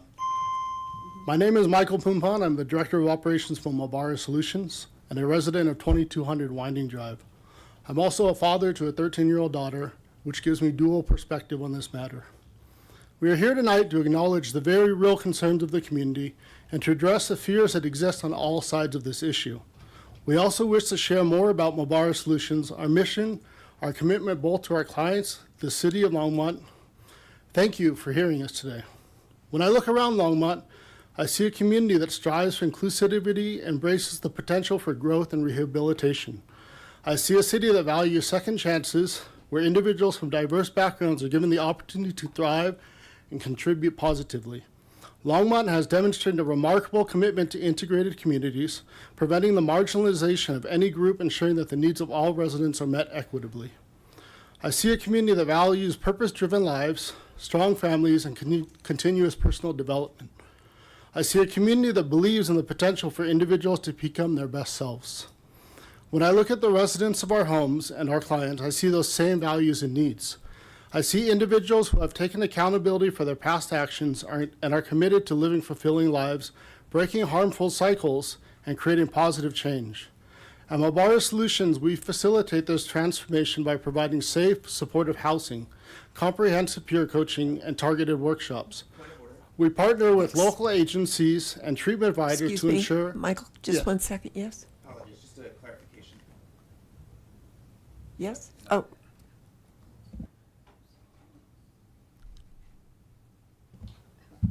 Well, it won't go on. You know what? I can't 2200 Winding Drive. That's where you reside? That's correct. Okay, thank you. Yes. Go ahead. We are highly selective in our partnerships and client selection, prioritizing individuals who demonstrate a genuine commitment to change and are ready to succeed in our program. The home is classified as a sober living residence and is certified so by the state by the agency CAR. As we have previously shared, data consistently demonstrates that geographical distance is not a significant factor in recidivism. The data shows that over 90% of sex offenses are committed by someone known to the victim. The remaining 10%, the majority is online or digital crimes, with a very small percentage committed by a stranger. The data also shows the most effective tools for preventing reoffending are secure housing, robust peer support, strong community accountability, and the ongoing commitment of individuals to their own rehabilitation. We believe that transparency and open communication are crucial in addressing community concerns. To this end, we are committed to providing opportunities for the city, our neighbors, and the press to learn more about our program. We will be soon extending an invitation to an open house where interested parties can tour our home, meet our residents, engage with our community partners. We believe this will help dispel fear and foster understanding through open dialogue. We have also provided the council with suggestions for potential restrictions that are shared in the packet that we're happy to discuss further at any time. Thank you, Michael. Thank you so much. Nathan Drashner.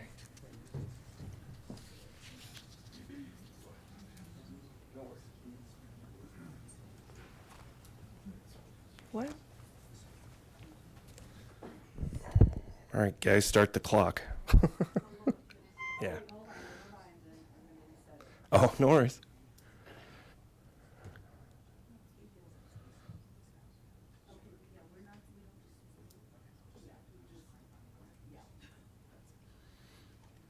Okay, you're on. Okay. My name is Nathan Drashner. I live at 2205 Winding Drive. Based on some recent emails that have been sent out by members of the council to our members of our community, many of us are coming to the conclusion and fear that the council plans on avoiding action by claiming the council's hands are tied by state regulation. I fear you've potentially been misled by poor advice, which I'm pretty confident did not come from your staff, and as such, I'd like to make a couple of points. There are far more communities in this state that have put regulations in place successfully than haven't.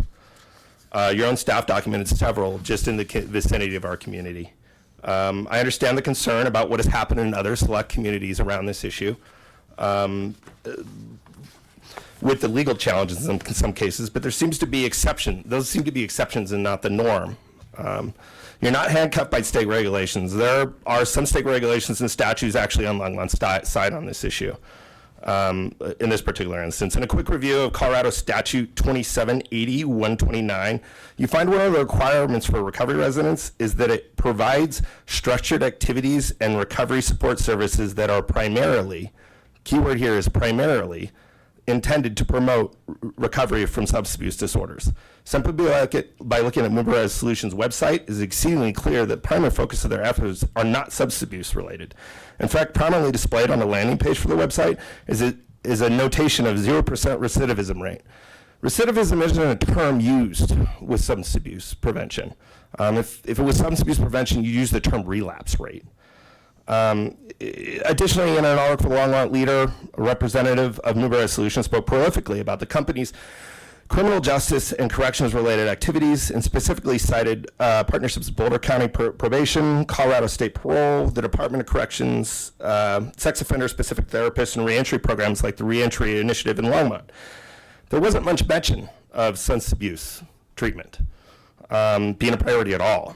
by the representative or on their website. You don't see a lot of mention of substance abuse treatment. On their website, they touted a requirement of all their participants is that they have been paroled. I'd like to make a clarification that if an individual is paroled, they are still serving their sentence. Some members of the council have stated that, well, they've served their sentence. No, they're currently serving their sentence. If an individual paroled, the conditional release of an inmate from prison before their full sentence is served, requiring them to abide by certain conditions and terms under supervision. They haven't served their time. They're serving their time in our community. 300 feet from a park, 1,200 feet from a school. For these reasons, that's the reasons why there's been restrictions put on halfway houses in the past. We live in an R1 zoning district. Halfway houses and homes of this nature are prohibited there. Thank you. Thank you. Stephanie Yohas.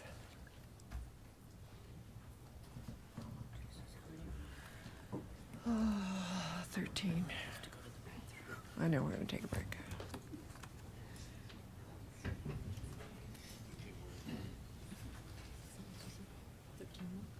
After her. Thank you, Mayor and City Council. My name is okay, my name is Stephanie Uhas, and I'm at 712 Collier. And even though I didn't come to talk about the sex offenders living in the neighborhoods, I totally support the people that are saying right now that they should not live in residential neighborhoods. I think they could be in a business neighborhood. I thought they were Third and Main. So I don't know what's actually happening, but that's not what I came here for. I actually came here to support Zoe and the people talking about the smart meters. And the reason why is because I was one of the first people who said I didn't want one. And I remember I was actually bullied by the water department. They called me over and over and over again, demanding that I put a smart meter in my basement. I said, look, I don't want this thing in my house. And they're like, well, then you can put it in a pit outside. It's going to cost you $300 to $500, and your lawn's going to be torn up, and you get to take care of it. So I'm like, wow, okay, I guess I can't do anything about it. So that was like step one. And then came, oh, and by the way, we're going to put an electric meter on your back porch, and it's going to be a smart meter. And I'm like, no. Because I too have tinnitus and all the other functional medicine problems that everybody else is talking about. And I'm sure it's caused by EMFs primarily, because I never had it before about 2018 when all of this stuff started to get much bigger. And I do think there should be an opt-out for people who don't want, who'd want a regular ordinary meter. I'm sure many people would be happy to have the smart meter, but there should be exceptions for those people who actually have physical ailments and problems. So I hope you'll reconsider that. Thank you. Thank you. We're going to take a break up here. It's been a little while. So 5 minutes? I can't change this.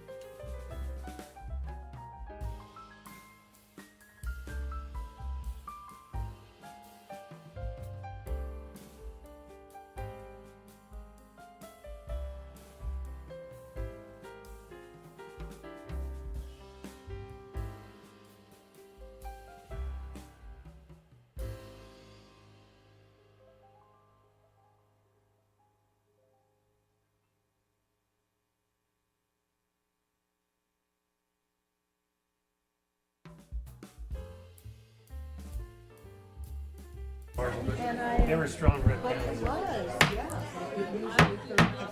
We are back. So, midterms, can't get your seat right. The next one on our list is Nancy Grimm.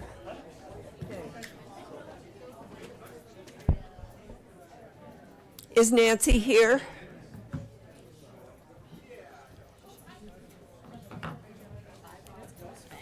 Yeah, well. One more call for Nancy Grimm. Oh, there you are, okay. Oh, yeah, and then cue them, cue the next ones. Oh, okay. So with the two seats that are sitting up here, can I have Babette Berger and Charlotte Iverson come sit in these two seats so that we can move a little faster? Thanks, Dawn. Needs to turn on her mic. Can you turn on your mic there? I think it's in the lower left. No, the lower right. You're turned around. Okay, is that right? You can hear me now? Okay. Yes. My name is Nancy Grimm, and I live on Winding Drive. Okay. And I think my neighbors have spoken well and passionately about our concern regarding what's been going on in the neighborhood. So I'm not going to take much more time, but I'm asking the City Council, my representative, to quickly take action. I think it's a lot to ask of one neighborhood. Please don't disregard our concerns, and let's fix the zoning ordinances for all Longmont neighborhoods. Thank you, Nancy. Thank you. Babette or Bobette? Bobette. Okay. Hi, I'm Bobette Berger, and I live at 2196 Winding Drive. However, I'm speaking for a neighbor tonight. Okay. Chuck Douglas, who, where did it go? Well, let's do Charlotte first. Somehow my phone is messed up. Can we do that? Sure. Charlotte? Charlotte? Go back to 3 minutes? Yes. Yeah, I'm doing that right now. Thank you.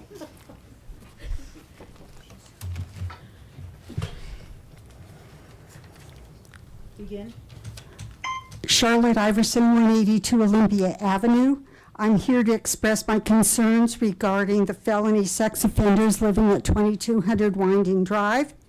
When we first came before the council in February, there were only 5 living there. There are now 7, maybe more.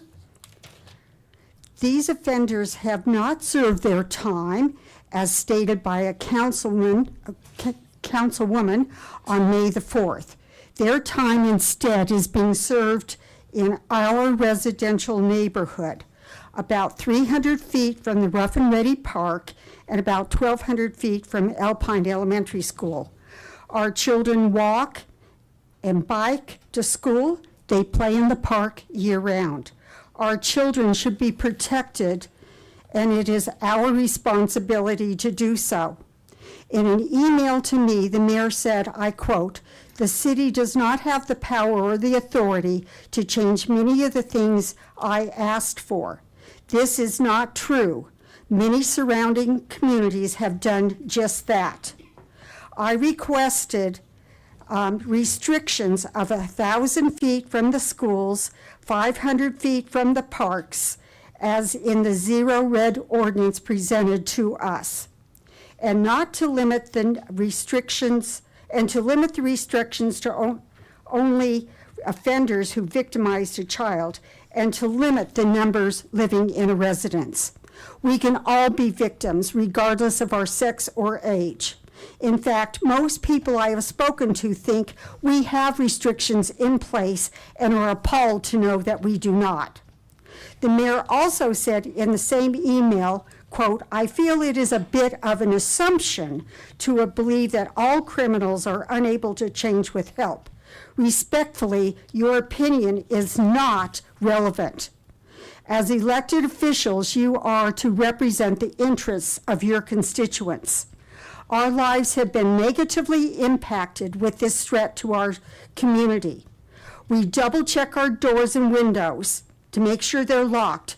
We have sleepless nights, changing where and when we walk, fearful for children walking to and from school and playing outside, to name just a few.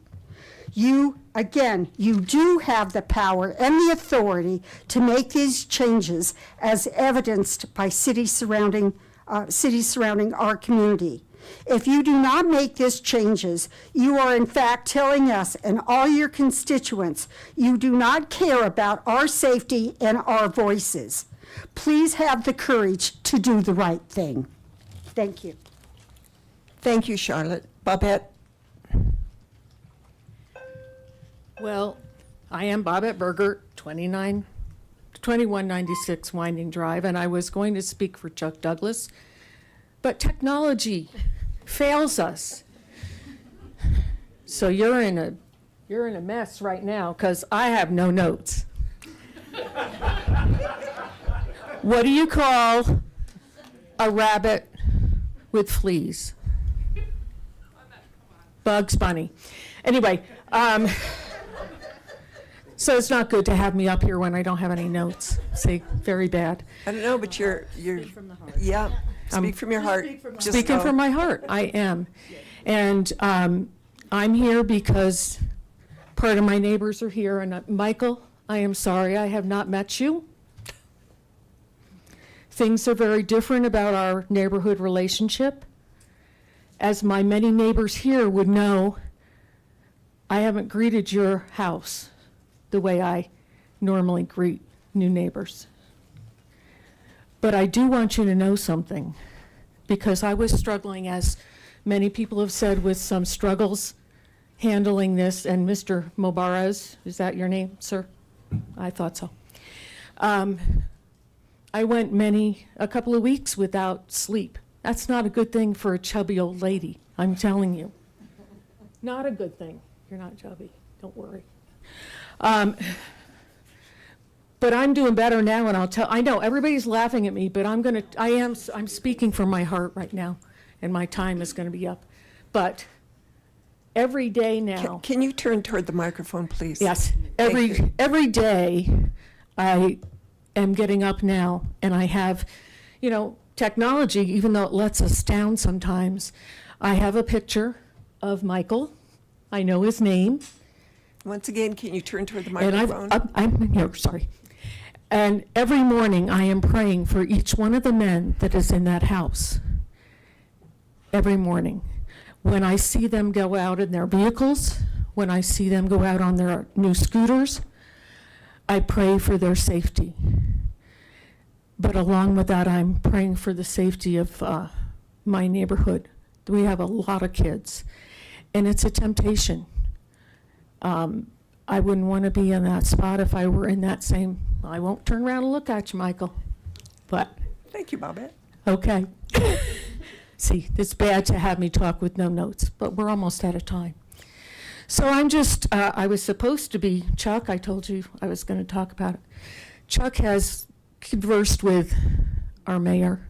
So I was going to reiterate some things that were in Chuck's emails, so you already know what I was going to say. I do. But maybe this is what I really needed to have said. Michael. Thank you. You're welcome. Amy DeLulo?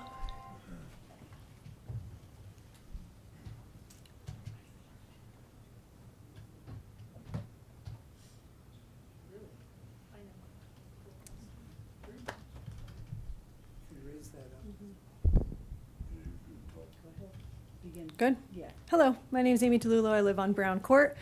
I'm not going to repeat a lot of what has been said. It's been very well said by Melissa, Anna, Chelsea, the Fisher entire family, Nancy, Charlotte, Babette. I'm very concerned about what's going on with way too many sex offenders living in one house in a residential area. That should not be what is going on in our neighborhoods.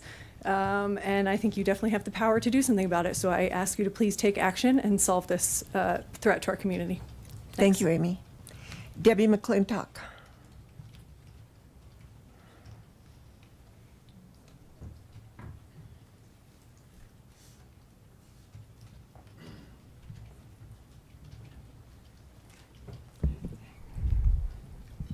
Good evening, Mayor Peck and Council. Oh, it's started now. No, you're good. Thank you, Susie. I'm here because of the smart meters. I live at 1100 East 17th Avenue at U Creek Apartments. And the apartment I am in, I have probably about 20 smart meters on the wall to my bedroom.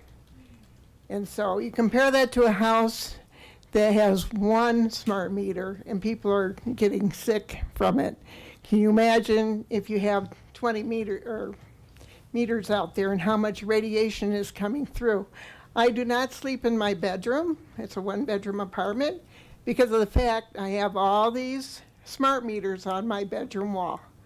And I would like to know if the city has ever considered about coming out, because it's not just my apartment complex, I'm sure it's throughout the city, all the apartment complexes, that they should be testing to see how much radiation is coming through that wall. And I have trouble sleeping, I have migraine headaches, which I wasn't having before. And I just think it's something that needs to be considered. I don't know if any of the people that were involved in putting the meters in even thought about that. But we have, I don't even know how many apartment complex, buildings are there. But you think about 20 meter or smart meters and everything on each of those buildings, how much radiation is in that area? Is it possible to have the city come in and check and see what the radiation amounts have measured? I don't know, but I think it's something that you need to think about, because I tried to opt out, but of course it was an apartment complex and I couldn't do that. So it's just a major concern I have for what's happening with all these apartments that are where all the meters are put on one side by someone's apartment. So I hope somebody will come out and check some of these apartments to see what the radiation levels are. Thank you. Thank you, Debbie. Greg Morrissey?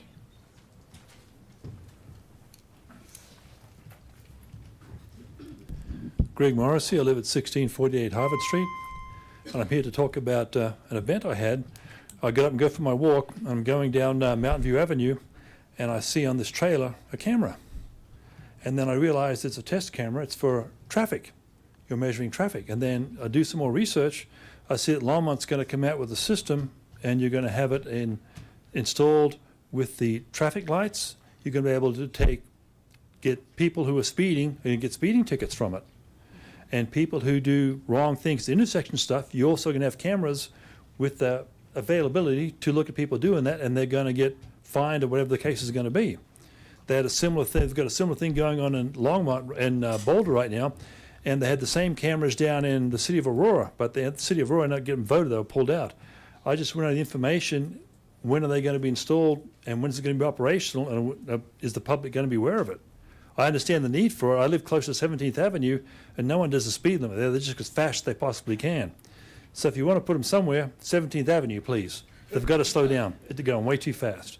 But is there information coming out to the public, maybe in with a utility bill or something? Hey, these changes are coming. This is going to affect you. If you're caught, this is what the fines are going to be. Thank you. So Greg, right behind you is the city manager who's shaking his head. Shaking his head? Yeah, that's a good thing. Yes, yes. So that's, yeah. I was after some dates and times, but okay. Okay, thank you. Fast answers. That's what you get. Ann Coquette.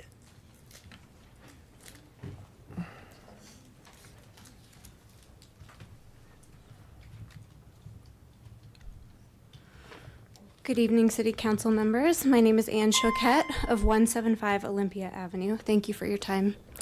I'm here tonight, along with my neighbors, to express continuing concerns about the home at 2200 Winding Drive. Tonight, I would like to make clear exactly who is living in the house and some of the charges that they've been convicted of. I'd like to note that further information on these individuals and their charges can be found on the court records, but it costs money to pull each of these records and cases. It would be helpful, perhaps, if the city could investigate this information further. One individual in the house was convicted just this last October of a Class 3 felony for exploiting children by selling and publishing 400 images of child pornography. A protective order was issued that prohibits him from being near children, yet he is living within walking distance of a school and a park. Another resident is on parole until 2029 for attempting to sexually assault a child under 12. His conviction included first-degree assault, a violent crime with a long sentence. A third resident was convicted for lewd acts with a child under 14. 2 others were convicted of Class 5 and Class 6 felonies for attempted incest. Another was convicted of a Class 6 attempted sexual assault as recently as this past May. These are not minor offenses, and many of them are directly targeted against children. Class 3 felonies generally carry lifelong consequences, such as life on a felony sex offender registry, probation, 2 to 12 years in prison, and fines up to $750,000. Class 5 and Class 6 felonies are typically punishable by 12 to 36 months of imprisonment with a compulsory parole period of 1 year and fines up to $100,000.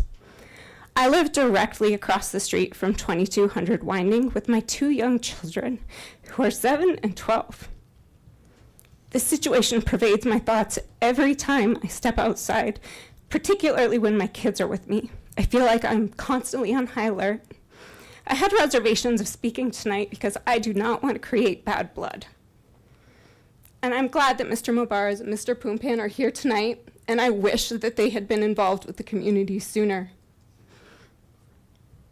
I understand that people make mistakes, and I support and understand the need for rehabilitation. People should get the chance to turn their lives around, and I believe that people and families deserve to feel safe in their own community. Since this issue was first brought before the council in February, I really appreciate that you've been discussing the matter and that police patrols have increased in the neighborhood and that neighbors are zealously coming together to look out for one another's children. But it's not enough, and I urge the council to take real action. Thank you. Thank you. Connie Hamming.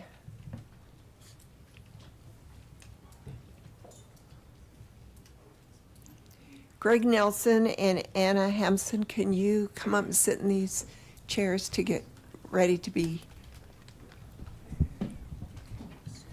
My name is Connie Hamming. I live at 2129 Winding Drive.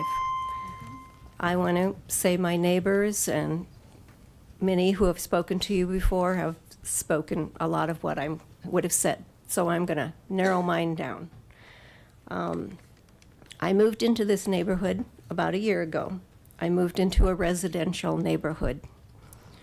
Imagine, I was surprised to find a for-profit business being allowed to be set up shop in my neighborhood.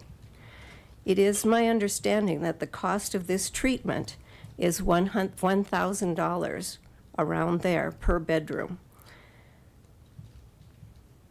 How can our working class citizens compete with these kind of businesses for the price of a home in a residential neighborhood? Make no mistake, this is a for-profit business.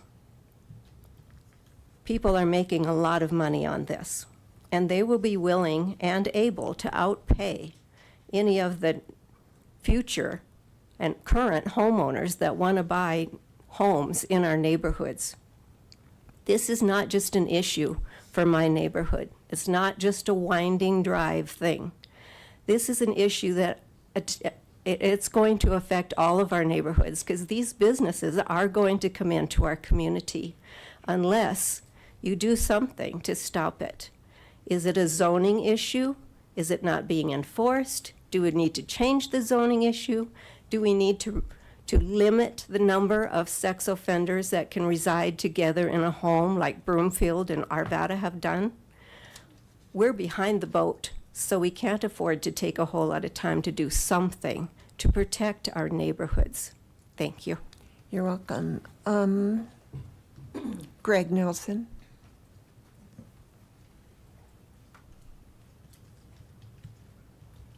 Is Greg here? Great. Okay, the next person is Anna Hampson. Harrison, right? Pardon me? Harrison. Oh, I'm sorry. It is Harrison. Yeah. Good evening, members of the council and Mayor Peck. My name is Anna Soto Harrison, and the address is 1612 23rd Avenue. Well, I'm here on behalf of Zoe and my dear friend Dolo, as well as Kim and many others that are hypersensitive, reactive to electromagnetic fields and frequencies. My first point is focused on the fact that even after many public remarks from well-informed people and scientific proof, much of which has been provided to this council in regard to the side effects of the smart meters on humans, the city of Longmont keep in place its plan and the place of implementation of these smart meters on our properties. This is not only frustrating, but disappointing to say the least. We, the people living in Longmont, have been pushed once and then again by so many small yet annoying rules that are shaping the city in ways that we were not even asked our opinion on, including paying to opt out of a smart city that clearly caused some damage. The issue of smart meters is an issue that some members of the public have taken the time to find out more for themselves. Many members of the public have educated themselves on this subject, and many of them have spoken to this very council. Yet, I don't see anybody on this council who is the deciding voice of the city with any interest to proactively question or investigate the claims of people who have protested these very meters. Not even to open a citizen or council inquiry or information sessions about this whole implementation. I want to make clear I'm not an expert in marketing, but yes, I am a pretty well experienced and customer and consumer for my entire life. And one thing I have learned is that before buying any kind of product, from home appliances, furniture, even sport equipment, services, medication even, implies a minimum amount of research on my part, giving me the way, the chance to know what I am getting into. This is just a question for you, the people that are here to represent our best interest. Wouldn't it have made more sense to inform and educate the people of our city regarding both sides of this argument about this technology, including its potential downsides of health effects and safety issues, instead of giving just the minimum information that only conveys your desire to install these meters? We hope you do something about it. We don't need to have more sick people in Longmont. Thank you. Thank you, Anna. Terry Moore.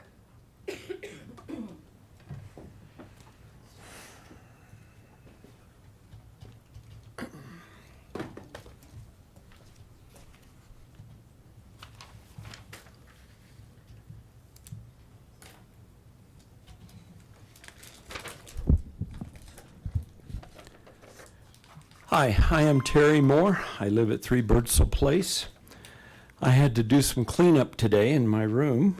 I had a little nook that I hadn't touched in quite a while, and sad to say, I picked up each piece of my life gone by to see if it wasn't useful anymore. I would break it down and throw it away. I found a lot of stuff and got rid of it.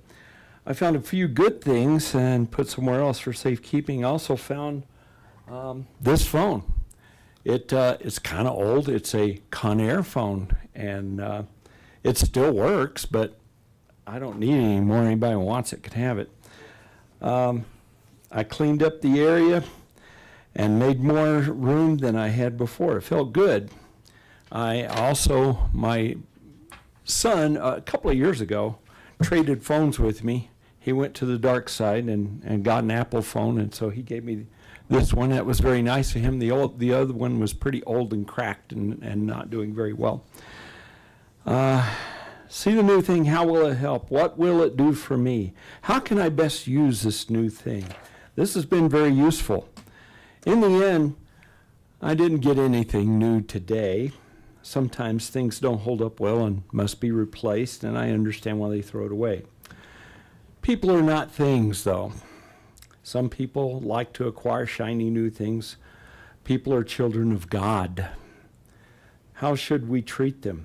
People do clean up well. Maybe this doesn't clean up real well. I don't know if you can see it, but people do. Some are right, some are wrong. Just what are the unalienable rights that the children of God have? The ones they talk about in the Declaration of Independence, the few they talk about in the Bill of Rights. I want to leave you with this thought. An X is a has-been.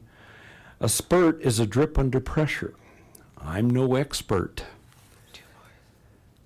You shouldn't always listen to them. But I know how children of our Heavenly Father should be treated. Each one is precious. Each one is an individual. Each one must be protected. As a matter of fact, our Constitution was designed to protect our rights. And each of you took an oath to defend that same document, our Constitution. And God, in this room, as my witness, I pray you choose the right. Thank you. Gary Hodges. Got my pen this time. But you forgot your phone. We don't want to. Well, he was giving it away. Do you want it, Lance? Sure. Oh, Gary Hodges, 2148 Stewart Street. So I request the slides I'm showing are visible to those at home, which didn't happen last week. So we've all seen this one before. Plentiful energy leads to wealthy societies. We cannot simply decide to use electricity without becoming less wealthy. And so fine, you might say, but we'll have plentiful so-called green energy. Okay, if you want to pay and pay a lot in that pursuit, though it's a pursuit that can never be fully achieved as I've laid out in the past. In this plot, we see a clear relationship between injecting wind and solar into an energy portfolio and increasing energy prices. So wind and solar is the most expensive source of electricity, but at least we will be reducing CO2, which brings me to a slide we saw too briefly a few weeks ago. So what we are looking at is the cold, hard reality of the energy transition fable. Beginning in 2000, a concerted global effort was started to supplant hydrocarbon electricity production with wind and solar. So $10 trillion later, plus that actually, and we have these little slivers at the top of the graph. Combined, they're a whopping 5.6%. So this is a great plot. It's top line data, like what are presented here, are difficult to fudge. So let's look at the bottom source, traditional biomass. So for all those people, that includes dung. Today it is 3 to 4 times what wind and solar provides. So I invite all of you to visit Our World in Data and search global primary energy consumption by source and play around with the interactive graph. I did exactly that before coming tonight. In 2000, hydrocarbons were 76.8% of global primary energy sources. And in 2023, they were 76.5%, so 0.3% reduction. The world only adds to the energy portfolio. We do not substitute. There is no energy transition occurring. And no matter how much we might want to believe, Longmont is not contributing to a meaningful energy transition. And the only thing we can do is make our energy more expensive and the cost of living higher. And unfortunately, that is precisely what we are doing. So on that left plot, so terawatt hour is 1 billion kilowatt hours. So what we're looking at there, that top line, is 180,000 billion kilowatt hours. So the next time Platte River is here and they show annual kilowatt hours of the energy they are producing, just pause for a moment and think about how insignificant Longmont's power consumption is when considering the total global production. And there's the real truth of oil, coal, natural gas. We're not getting off these anytime soon. They just continue to grow in time. Wind and solar will grow also, but it's not going to reduce those others. So thank you very much. Thank you, Gary. Lance Whitaker.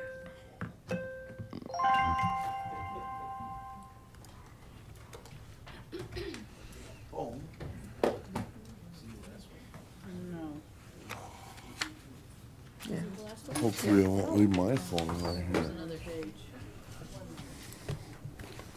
Good morning or good evening. Mayor and Council, my name is Lance Whitaker. I live at 1750 Collier Street. I've been a long-time resident of Colorado for over 40 years today. And I'd just like to remind you all of what today's national days are. And I know I'm the last speaker, so I'll try to make it quick and convenient. Today is National Tomfooleries Day, as everybody knows. And today is also National Sunday of Action Day. And that's probably why we've got such an audience today. It's also the first Tuesday of April. Today is also National Take Down Tobacco Day. It's probably why my speech is a little rough, is because I've quit smoking recently. Today is also National Sourdough Bread Day.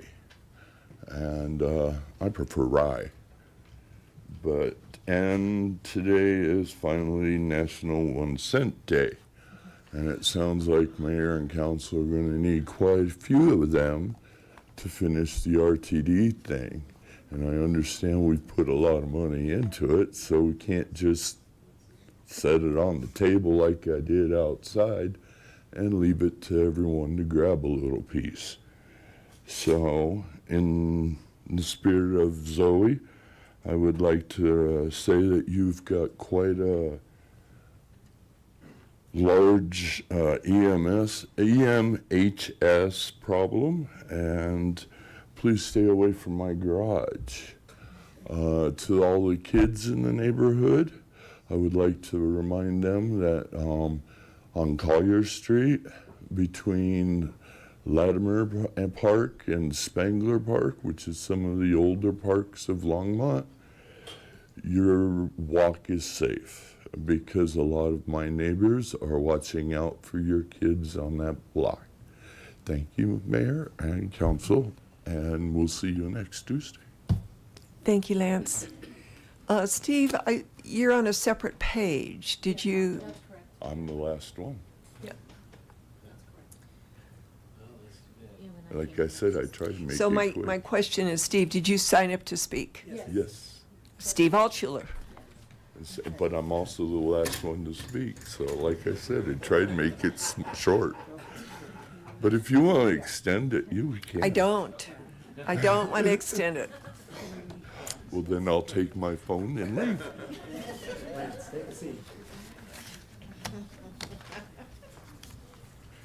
I guess Dawn had already picked up the other sheets. Yeah, that's okay. Steve Altschuler, 1555 Taylor Drive. I would just like to point out, obviously I've been coming here for years, and before you ever decided to do the smart meters, I was here and you guys had hundreds and hundreds of people protesting the use of smart meters. Lots of people were scientists and doctors, and they came in here and they told you all about the problems with the smart meters and the EMF. And I know some of you weren't here at the time, but the majority of the board chose, for whatever reason, to do the smart meters regardless. You ignored the will of the people, you ignored the knowledge of the doctors, and you forced smart meters down everybody's throats. If someone doesn't want a smart meter, they have to pay $15 a month, $180 a year to not have something. There's also something systemically wrong in that mentality. A couple of years ago, I was here talking about all the new taxes, and Dr. Waters was saying, we haven't raised any taxes, but a fee like this, a penalty, is the same thing as a tax. So charging people to not get something is also wrong.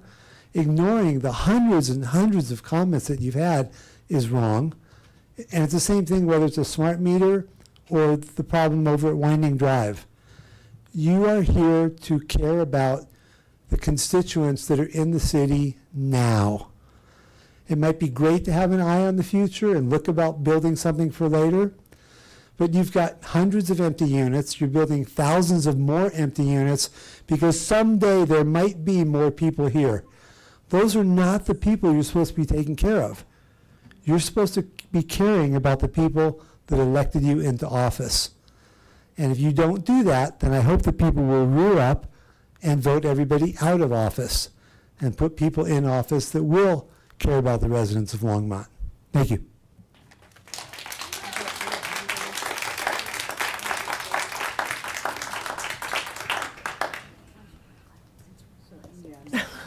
I'm clapping because that was the last comment. But I do want to say that for Winding Drive, we have been researching this for the past 2 weeks, and I already got 3 emails, confidential, I can't tell you what they say, but updates on what, how things have changed and are changing fast. So that's why we're doing the research, and we will have a presentation. But right now, our presentation is up on an update on data protection and data privacy.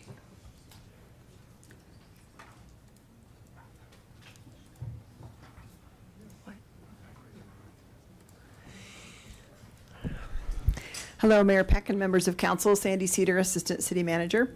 We are bringing back this presentation based on the request from the City Council around what kind of data protections do people have for their private information, of which the city does have. There's lots of laws that govern this kind of data protection, as well as some really great technology that's out there that's helping us to make sure that our customer data is safe and secure. So we're going to go through an overview of this. This is kind of in 2 areas. Some of it is in our Enterprise Technology Services Department, and that's led by Kathy Woods, our ETS Director. And then some of this is around governance and around some of the laws that also protect data in the city, and that portion of the presentation will be led by Becky Doyle, Chief Strategic Integration Officer. So we'll start with Kathy Woods. Thank you, Sandy. There you go. Good evening, Mayor and council members. My name is Kathy Woods. I'm going to share a little bit with you about our cybersecurity strategy. I want to start out with first pointing out that we are very fortunate to have 2 full-time cybersecurity staff members who are very experienced. In addition to that, we have created a cybersecurity team that also consists of a senior network analyst, a senior system administrator, and a senior programmer analyst. It kind of rounds out the cybersecurity approach. We also invest in industry-leading hardware and software. And that allows us to implement tighter controls and monitoring capabilities. We have recently implemented next-generation firewalls that allow us to monitor traffic and access as users move across and within the network, all the way up to the application and data layers of the network. We also partner with multiple external resources that help us that we engage with, and they provide us with detailed analysis and audits of our existing environment, giving us the opportunity to proactively shore up our defenses. Whoops, I'm not forwarding the slides. Sorry. Oh, I got it. There we go. At the heart of our cybersecurity strategy is called the NIST framework. The NIST framework is considered the golden standard for cybersecurity frameworks. NIST stands for National Institute of Standards and Technology. At the heart of the NIST framework is this concept of zero trust. Zero trust is the implementation of strict identity validation for all persons and devices as they move about the network. The concept is trust no one and verify access for every unique request. We have additionally implemented a policy that in order to access our network, you must have a city-provided device. This allows us to make sure that that device is up to date on security patches, has valid, up-to-date virus protection, and that it has authorization to be on our domain.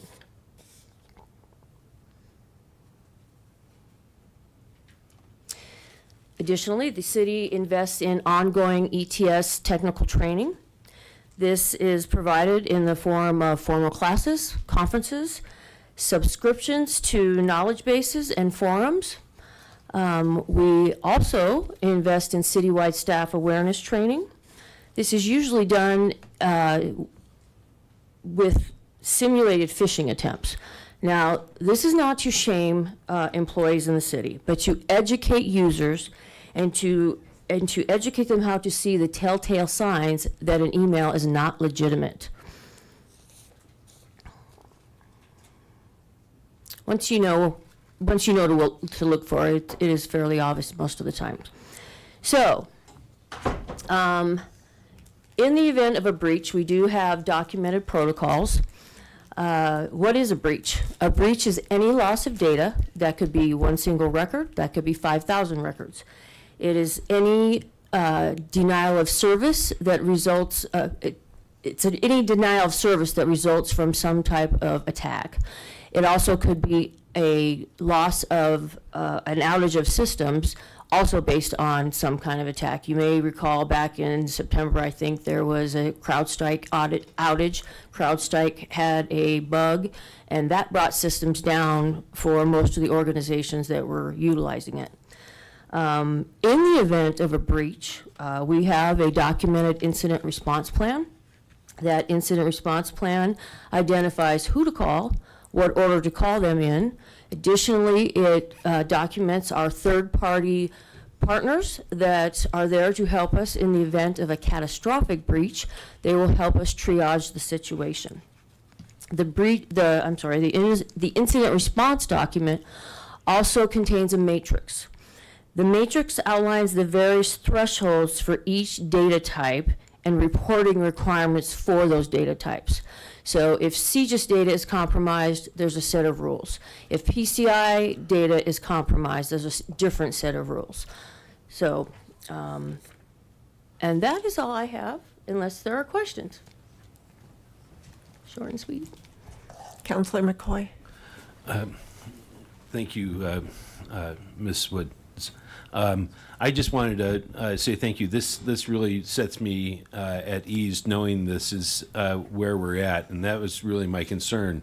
We were hearing all kinds of things with data breaches and the concerns that potential data breaches were possible for any sort of governmental entities that have interactions with each other. And so that was my initial thinking, and you've cleared that up. So thank you there, Kathy. I really do appreciate it, because I think it's good to see this and have the public see that, because I was concerned that we would, our employees, our former employees, would have that, or our customers out there who are doing whatever the going online to pay bills and stuff like that. We would have some sort of exposure. So that's my concern. I don't want their privacy to be hacked, and I don't want our city employees and and our department's privacy being hacked. You're welcome, Councilmember McCoy. Councillor Christ. Kathy, thank you for the presentation. So is there anything else that the city council should do with our devices? We often get external emails, and sometimes we get the message, are you sure you want to download this external content? And I think probably not. So city council is not technically on the city's network. Okay. So we don't have as tight constraints around what you do. Okay, but we do have kind of a firewall between us and the city. Is that correct? Yes, and you have city-provided devices, and my team comes down on a weekly basis and patches them and makes sure that they are up to date. Well, thank you.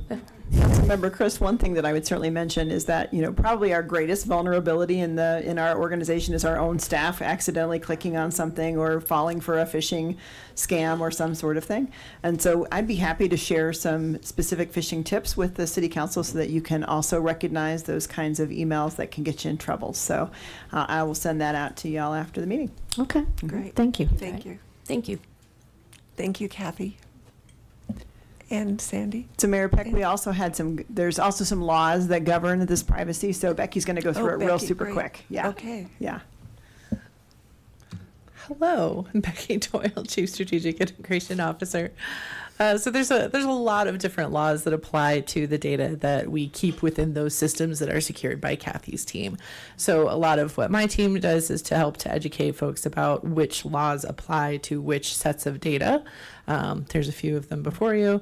Obviously, we mostly think about CORA, or the Colorado Open Records Act, as requiring the disclosure of data, but it also requires the protection or, kind of non-disclosure of some certain sets of data.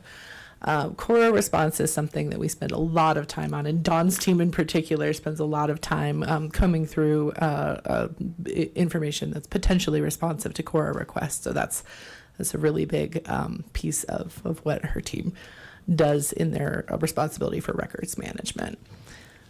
Additionally, we have a data governance framework. We adopted a data governance plan in 2021 that covers many of these areas, and are working toward modernizing our approach to data governance as well as to cybersecurity.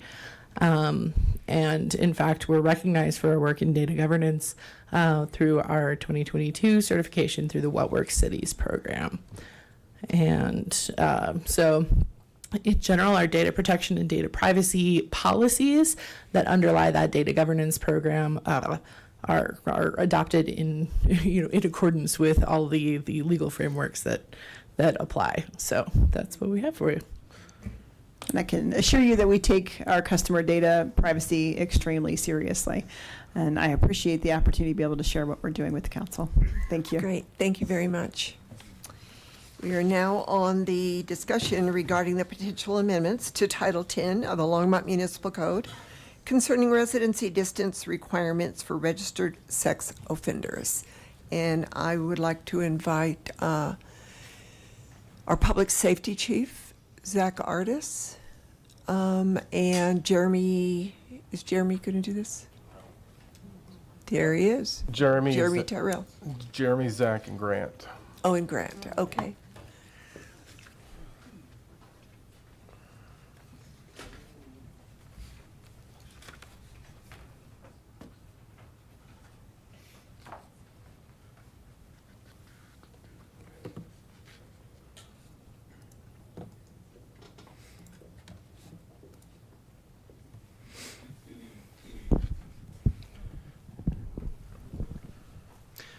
Good evening, Mayor and Council. Jeremy Terrell, Assistant City Attorney. I'm going to start things off tonight and then kind of kick things over to Harold and Zach and Grant as needed.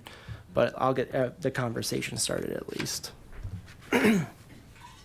So last time we spoke to you all about this issue, we had that Venn diagram kind of showing the operational issues going on and then the policy issues that we're mostly focused on tonight.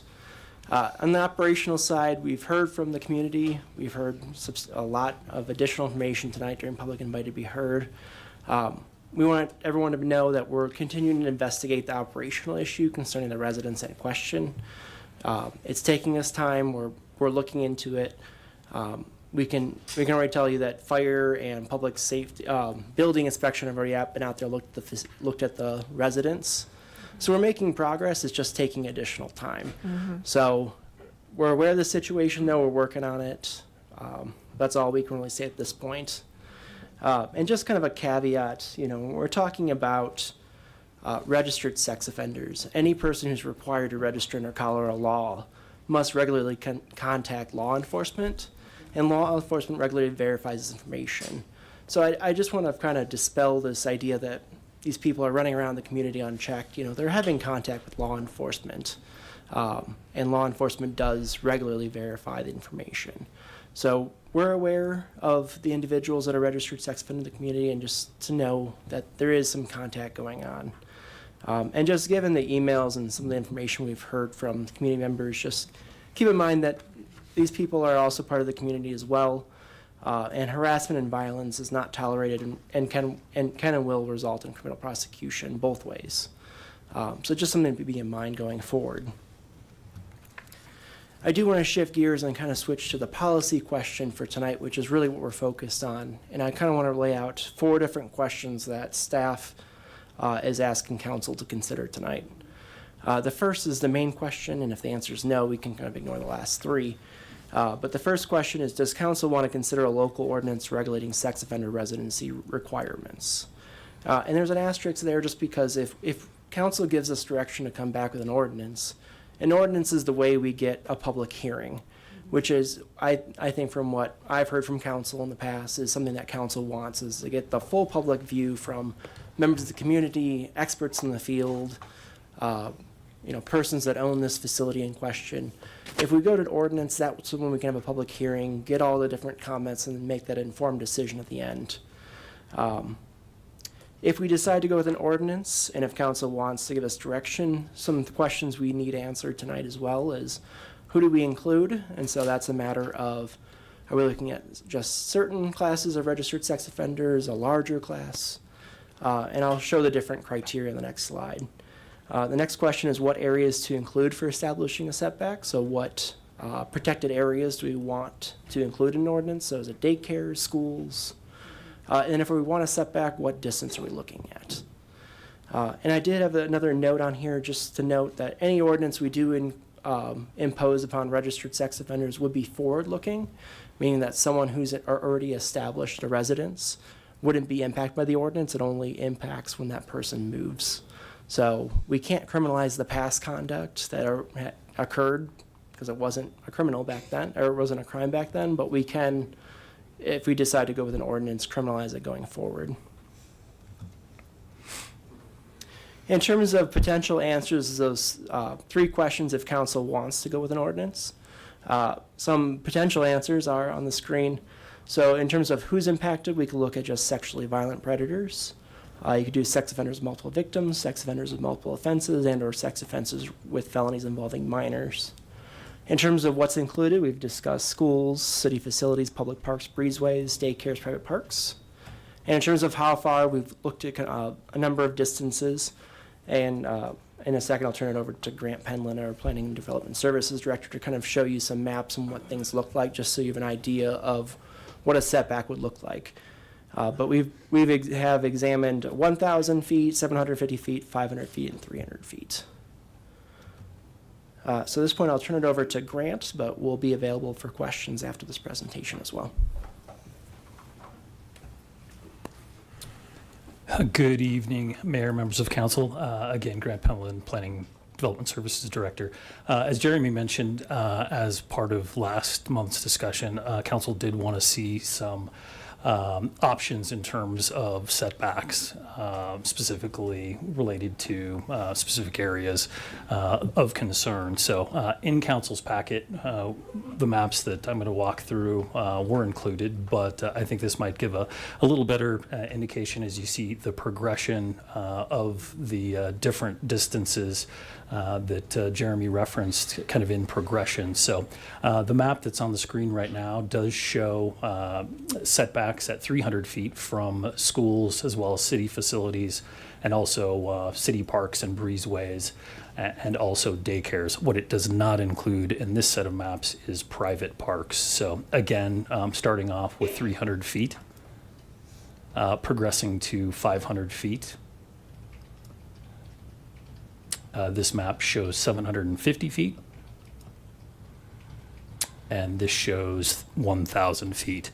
As discussed at the last meeting, those were some of the common distances that other jurisdictions did implement, so we wanted to give council an opportunity to see, again, those impacts in our community.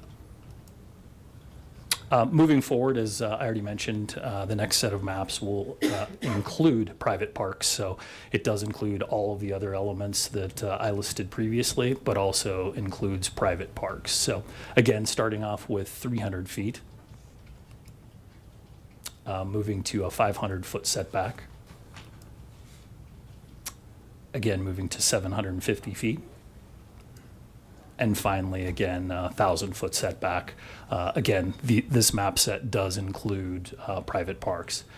Staff does also have an application, a GIS application, that if council's interested and wants to see combinations of either setbacks or specific areas, we can kind of toggle through those. So for example, if you wanted to see 1,000-foot not including daycare, we can jump in there and give you that example just so you know you have that as a resource.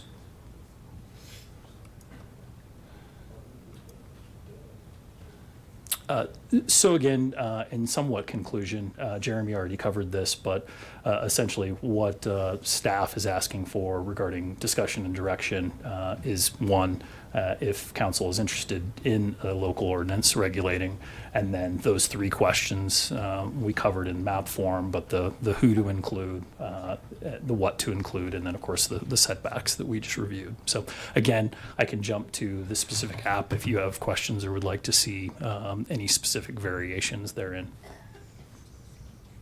I think I would add what they provided today was based on direction that council gave us at the previous meeting in terms of what you wanted to look at. If there's any additional direction that council wants to provide, we can definitely include that. But this was based on the last direction that you all gave us.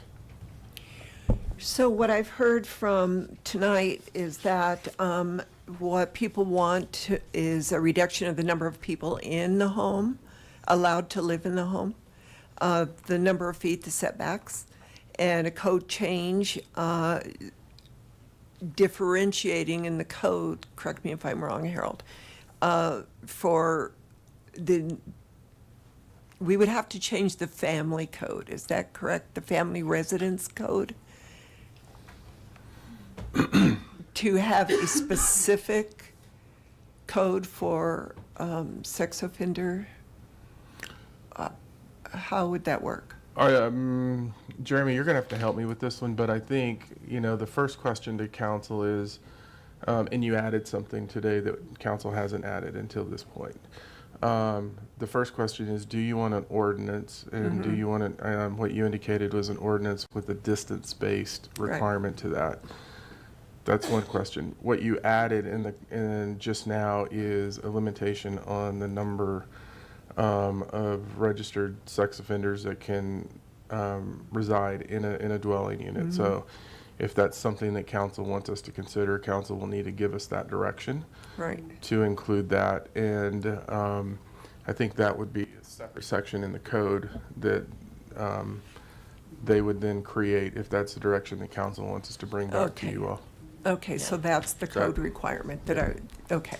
Yeah, so what we do, Mayor and Council, is to update our definition of dwelling. So we look at our dwelling definitions and limit, it means a dwelling containing X number of people, but no more than 2 or whatever number of registered sex offenders. And that's what a minority of jurisdictions have done in Colorado. I will say, based on our last discussion, I think I said like 35 jurisdictions across Colorado have some sort of restriction.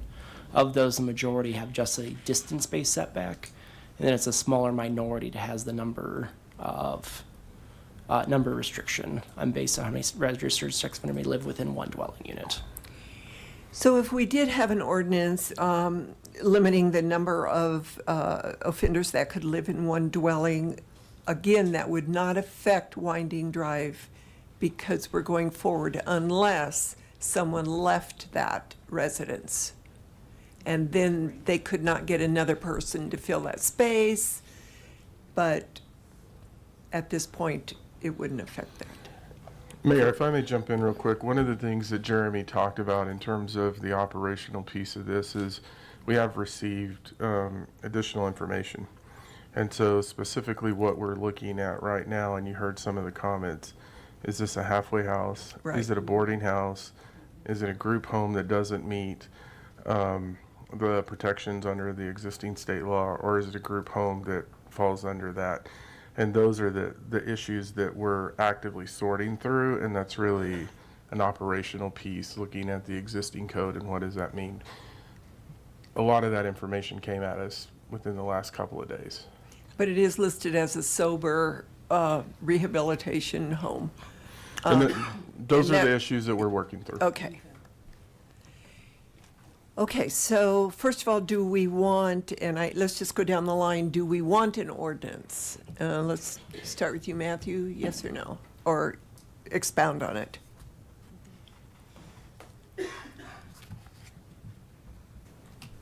I mean, yes. And I guess by expound on it, is this the time for more questions, or do you want to just get a pulse check? I just want to, at this point, find out if we even want to have a further conversation, Oh. if there are enough people, council members yes. who say yes.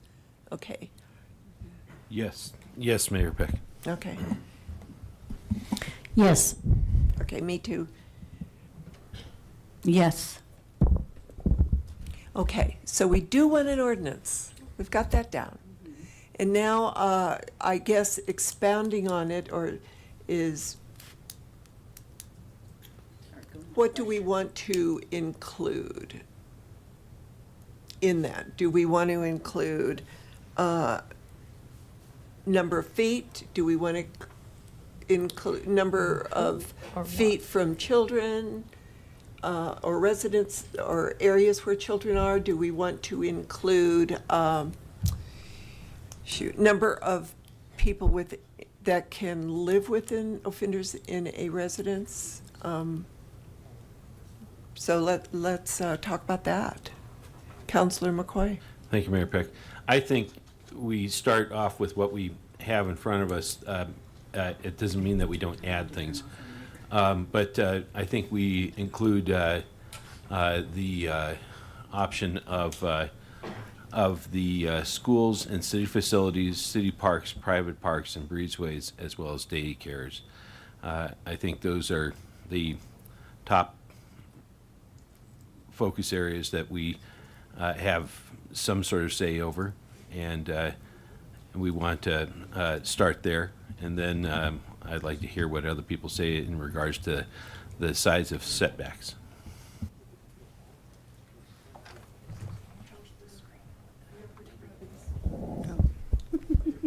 You don't go fair. Oh, yeah, I mean, you're Yeah. too late. Yes, so, okay.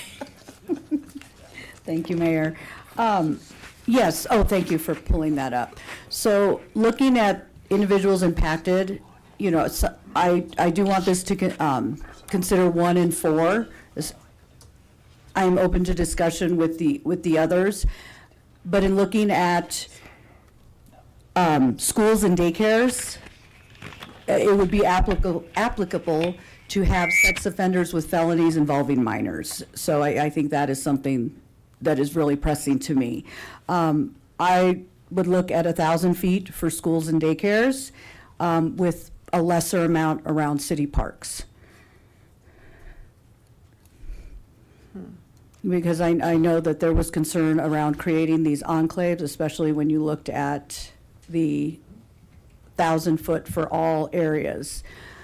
And this, for clarification, this does not mean that then that individual cannot go near those parks.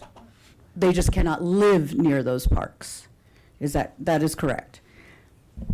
Correct. The ordinance we're envisioning is just the residency restriction. Residency restrictions. And I would just add the caveat that some sex offenders do have like probation requirements. I think someone at the community mentioned, they might have no contact with children. No contact with children So at all. That they Yes. could still have a probation requirement, separate from whatever ordinance we create, but an ordinance would just be focused on the residence piece. Okay, and then for me, I'm thinking about our residents, and I understand, people deserve a second chance. People need to be able to rehabilitate, but I'm also thinking about children's ability to walk to and from school. I'm thinking of children's ability to play at parks and not have to have that constant concern looming over their heads for children and families as well.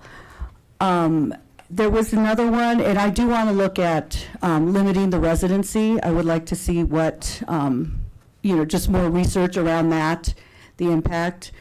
We do have Blue Sky Bridge that comes to our school to talk to our third graders, and, overwhelmingly, what research has said is that 95%, if I remember the statistics correctly, are the person knows the child.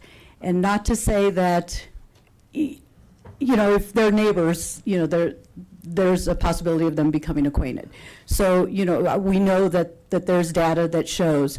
However, my concern more is towards residents, sense of security, and kind of looking at how we can move, move these facilities to a place where children are not frequently occupied, if that makes sense.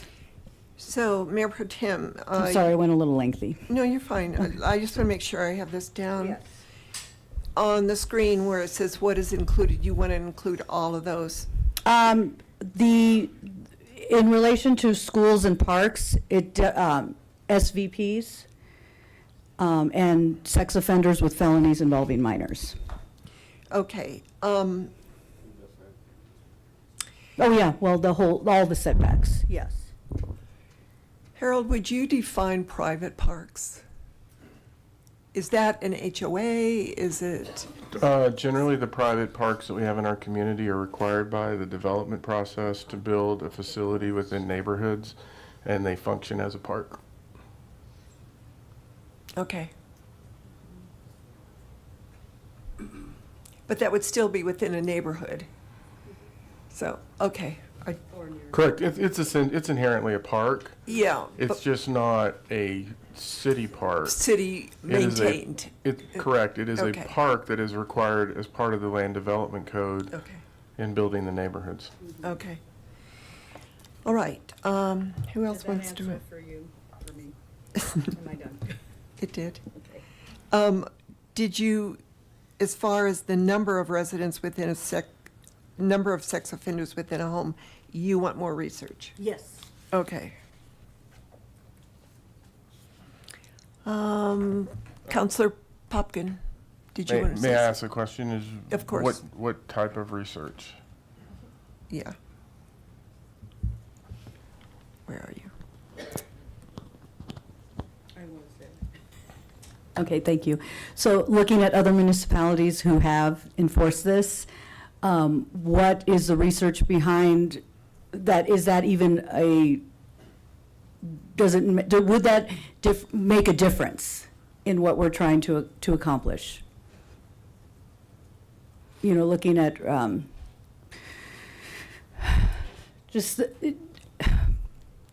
I want to know if we limit the number, will that make any impact at all as far as recidivism?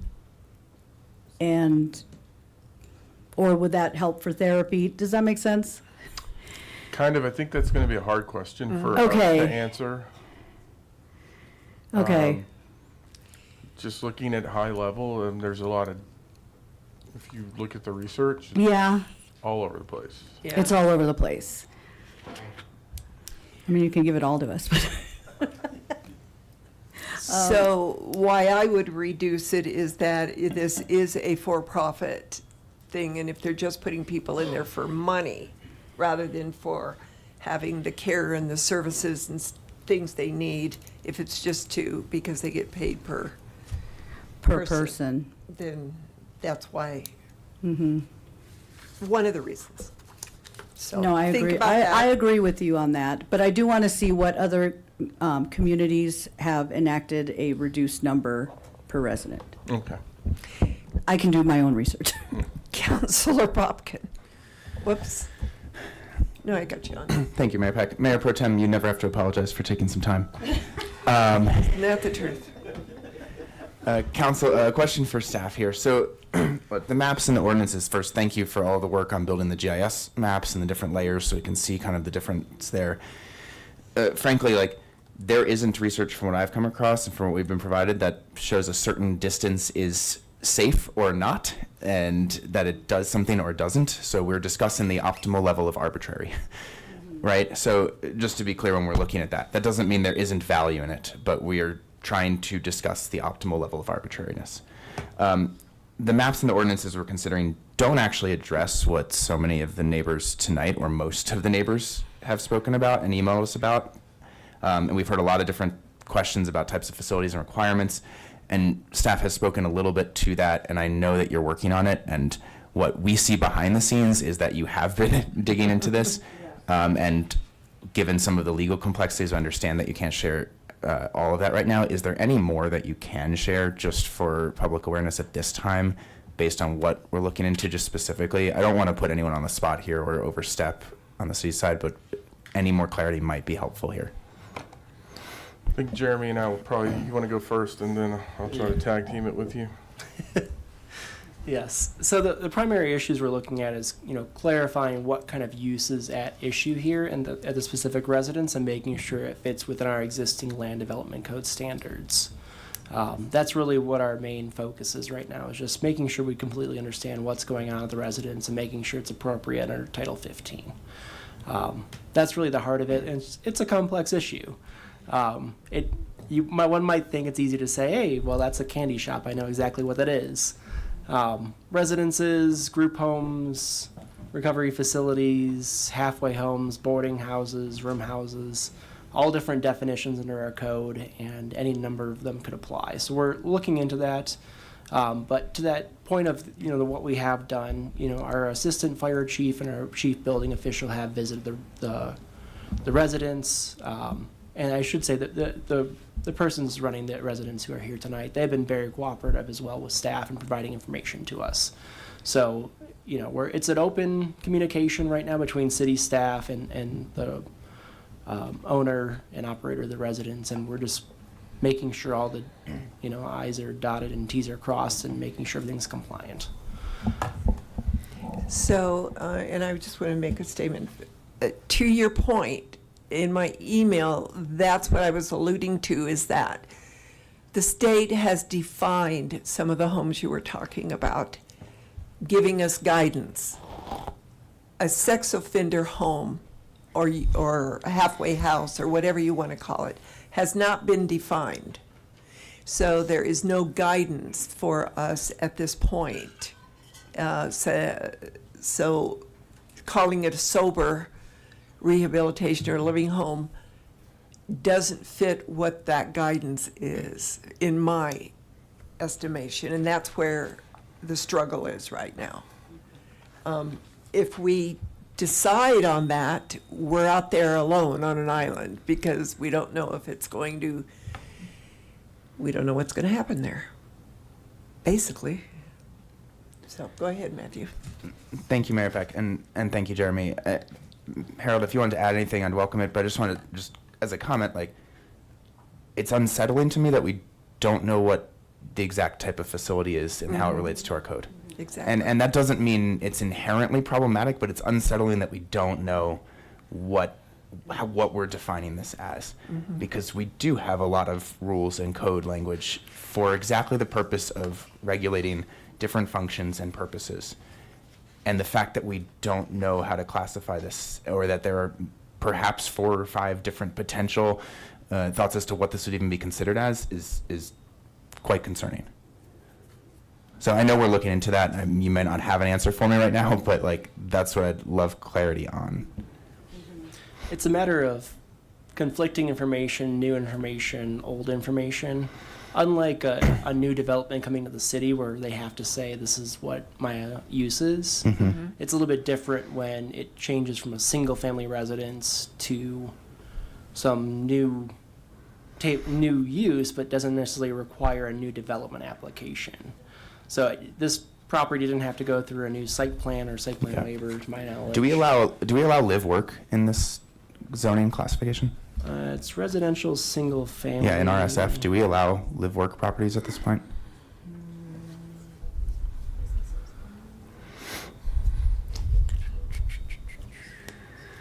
Live work is hard to define. Well, in terms of the primary and secondary uses. Yeah, I think I follow your question, council member. No, our definition of dwelling, live, work would not be allowed in residential single family. What's the question? Shh. We're trying to figure it out. So a commercial facility or a business operating in a residential space a business operating in an RSF zone is technically not allowed under our land development code? Is that what you're saying? Unless it met the criteria of a home occupation. And I don't know if that was occupation. Okay, I don't know that's distinction per se, but perhaps we can get some clarity on that as we're looking into the different classifications. Absolutely. I see that Mabara's Solutions also wants to speak on this. I don't know what the rules are in terms of allowing for this at this point because it's not a public hearing. So for now, I'm going to continue with my questions unless staff or other council members want to proceed otherwise. Slight different tangent here. So did any of the jurisdictions in Colorado that we looked at include any policies on communication with residents or notification within a certain distance? I mean, we have that, for instance, like with new development proposals for any type of new development that we have to notify residents. I'm curious if that's something that we've seen in other laws or ordinances in Colorado. I have not specifically seen that, Councilmember Popkin. I know there are notifications that you're able to select on the state side. So I think with the state CBI or SOMB, you can request notifications for specific sex offenders. Mm-hmm. I don't know if you can do, a notification if any sex offender moves, within a certain radius, but I have not seen any state or any jurisdiction-based ordinance concerning, outreach or communication, like proactively like that. Interesting.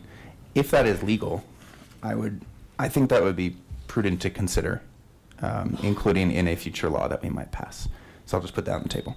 I'll prep staff. I would love to see a GIS version of 750 feet from schools, public and private parks, and daycares. So if you don't mind pulling that up, I'll continue with my comments while that's being pulled up. 2 weeks ago, we got an email from a state official that works on these issues. And I read all the documents that they included. They included some data, some studies. I responded, and I won't name the state official here for the sake of protecting themselves, but I do want to read the 4 questions that I asked and the responses that I got from them. Based on your professional experience, I have a few follow-up questions.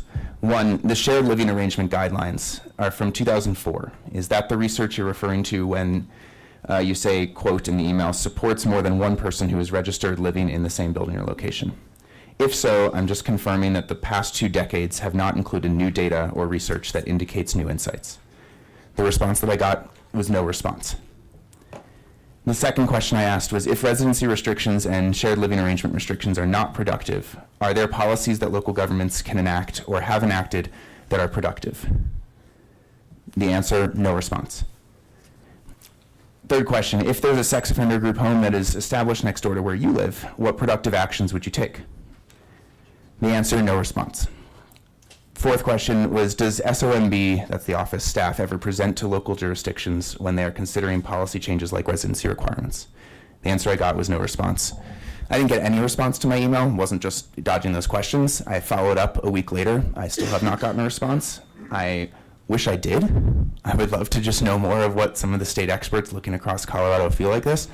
If staff has gotten clarity on those questions that circumvented me, I would appreciate knowing what those answers are.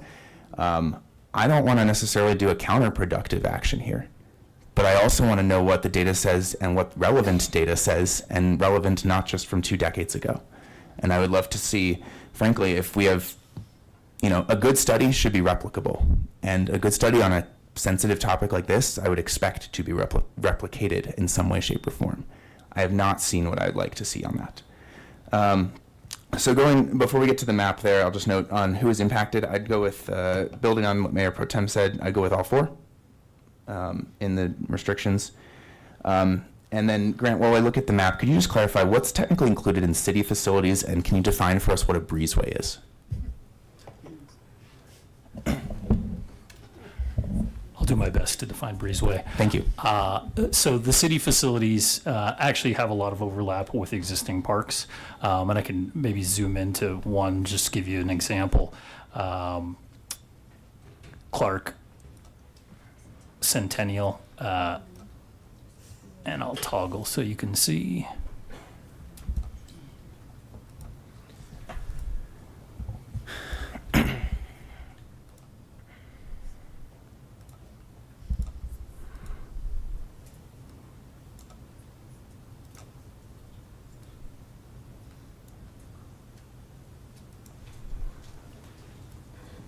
Oh, sorry, I teed this up for the map layers, and now you have to undo.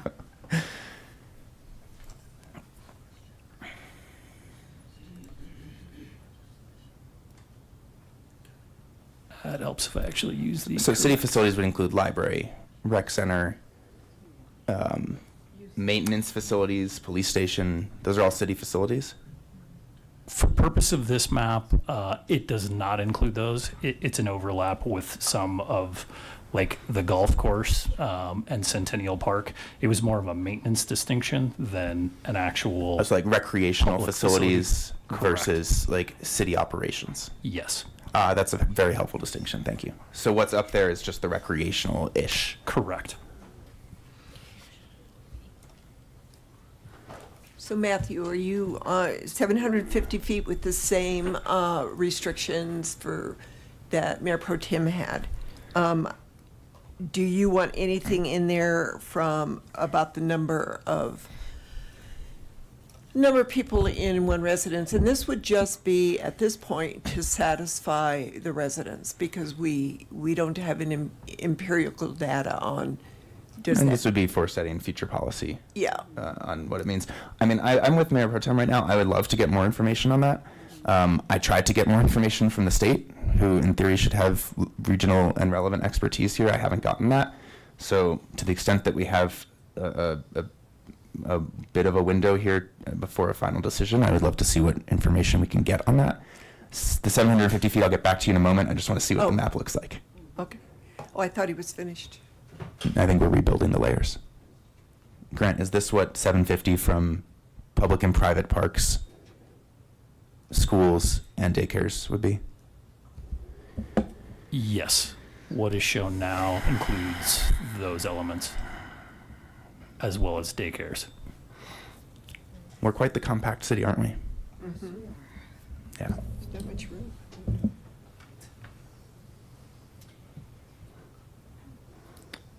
Okay, could we change the parks, both public and private, to 500 feet and keep the schools and daycares at 750? Thank you. That's the benefit of a good GIS map.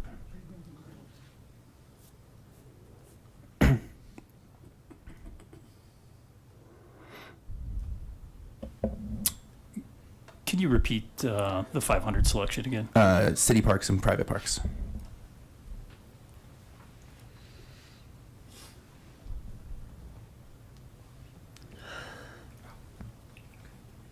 So this should be 750 from schools and daycares, and then 500 for public and private parks, right? That feels very light. Oh, I see.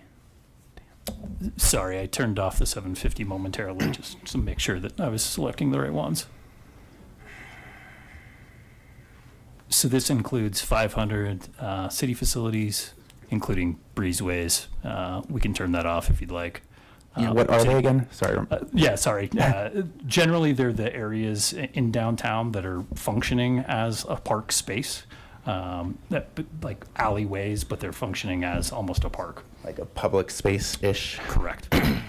Let's take off the breezeways for now. That doesn't change much, does it? Mm-mm. Okay, good to know. And can we, what was the last thing? Can we take off the city facilities? I don't know if a golf course is as relevant type thing. So I want to keep the parks on there, but I'm slightly less concerned about golf courses. And they are quite a large swath of land in certain places.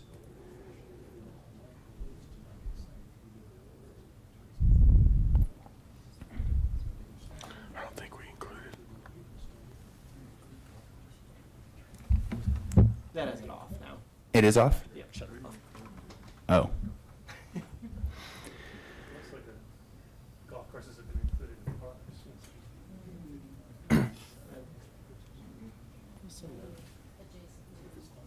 Yeah, are golf courses embedded in something else that we have on here, public or private? Parks, or, well, they wouldn't be a daycare. Sorry about that. Councilmember, I believe that the golf courses are actually embedded in city parks. Okay, if we can't separate that out right now, I just say, like, before we come back with a final decision, I'd love to see a map without the golf courses included. I think I did not hear any resident say a concern about golf course proximity, and those can be large swaths of land in neighborhoods, so that would be appreciated just to see what that looks like. We can definitely do that. Cool, because again, I want to make sure that we are creating reasonable distances, but also not creating unreasonable pockets in our community that's fairly compact as it is. So with that, I'm conditionally, like tentatively leaning towards this kind of a direction. Public-private parks at 500 feet, schools, daycares 750 feet, with the exclusion of golf courses. I think that's, let me double check my notes, but I'll hold off on time for now. Okay. Go ahead. Answer the question that came before, in terms of what are we considering. So I'm not an attorney, so I'll tell you that. As You have I'm- one sitting right as by I'm- you, though. As I'm. On as each I'm- end.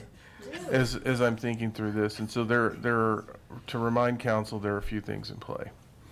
So when we talked about it, when we look at this, there's in particular two pieces of legislation. The first legislation that came out of the last session was the state removed the number of unrelated parties that can live with each other.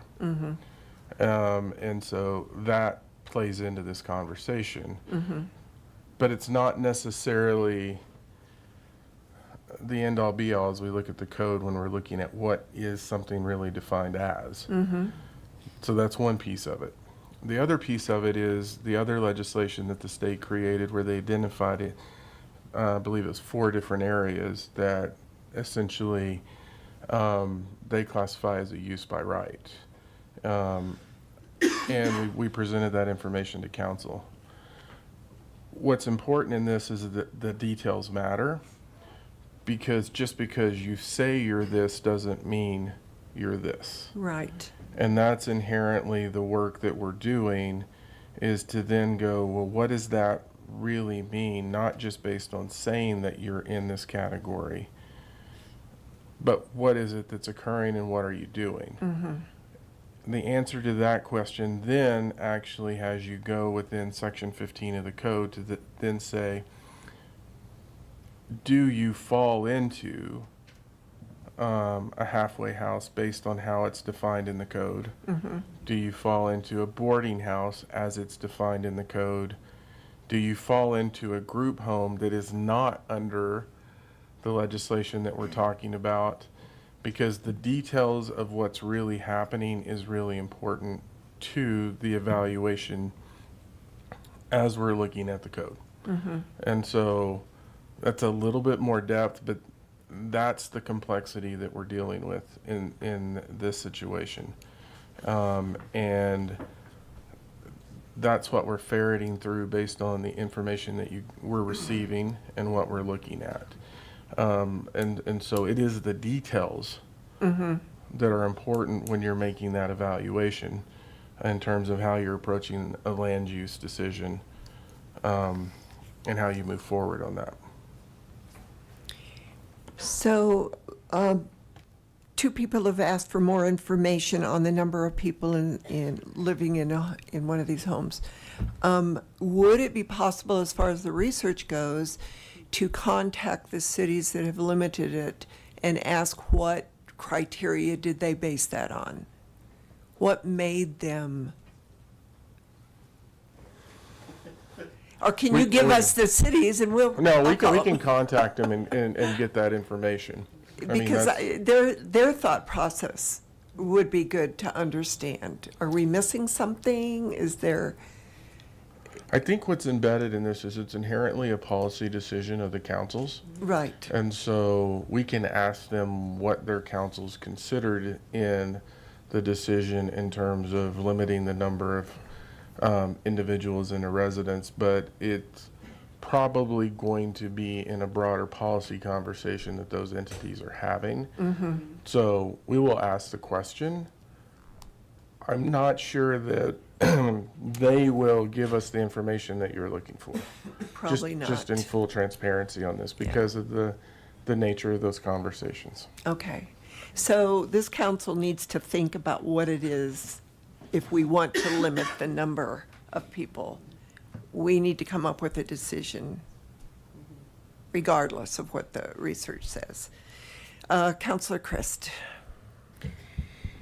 Thank you, Mayor. So, I have a few notes, but I'll be brief. So who is impacted? I would like to see all registered sex offenders included. If the public safety has to check in with them, I would like them to be included in this ordinance. I would like to see a restriction on number living together where minors are involved. I think that was something we discussed. Greeley had an under 18 component to their restrictions. I think that was mentioned last time. Also, operationally, concerned about businesses in residential areas and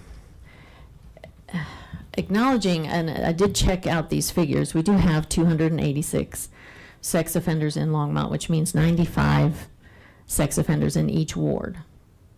And particularly in Ward 1, we do have a lot of attainable housing. And so acknowledging just the comments that we're giving up some housing that would be offered to families. I think the house that they're in right now sold for about $620,000. So operationally, it would be nice to have some kind of a process of notification, a permitting process, or a licensing process, because I think there also is not this for someone who wants to move into our town to know how to approach the city in those regards. And then also, I'm kind of wondering about the economic impact on the city, because if we think about it, are we in some kind of study that we have that many living here, and why do we not know about that? I mean, is there a change to the criminal justice system that has suggested that more people move to Longmont? And in that case, usually when we have supportive housing of any kind, there's some support financially from the county or the state. So I just am wondering how this scenario is playing out in an operational way. And maybe you all are on that already in terms of business licensing and what have you.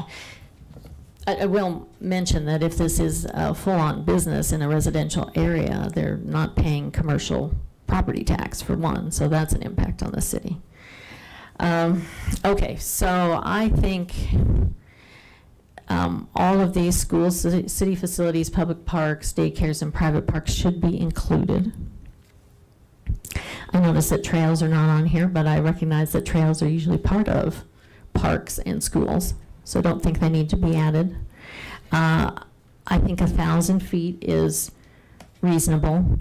I did speak with Mobara Solutions, and thank you for reaching out. I think it was Michael who I spoke to. And I noticed, because they had a prior house in town that was around the area of 22nd and Francis, and that even with 1,000 feet setback, that house would have been just fine. It would have been in one of the gray areas. So there are areas where this could work and that have been used before. And incidentally, we didn't have any concerns or complaints about them being in that house.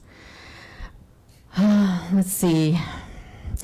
Just in regards to research, something that Michael shared with me is about 90% of offenders, it's a family, a known person, or in a position of trust. And I do have concerns about neighbors feeling to children like they are trusted and known. So that's just my thoughts on the topic. So you did number of feet and what is included, all of these that are listed, and then who is impacted. I would like to see all registered sex offenders, and I would also like to entertain a restriction on the number of offenders living together, especially if there were victims who are under the age of 18. do you have any number in mind, or you just say you want it reduced? Well, if a victim is under 18, one who could be mixed in with other that where the victims were not underage. Here's my question. According to the neighbors, this home started out with 5, and now there are more people. Do we want to restrict the number of offenders living in a house? That's a good question. I'm mostly concerned about where children are involved in this particular situation. And we had talked last, at our last presentation about Greeley's, and they were particularly focused on those who less than 18 years of age were affected or involved. So,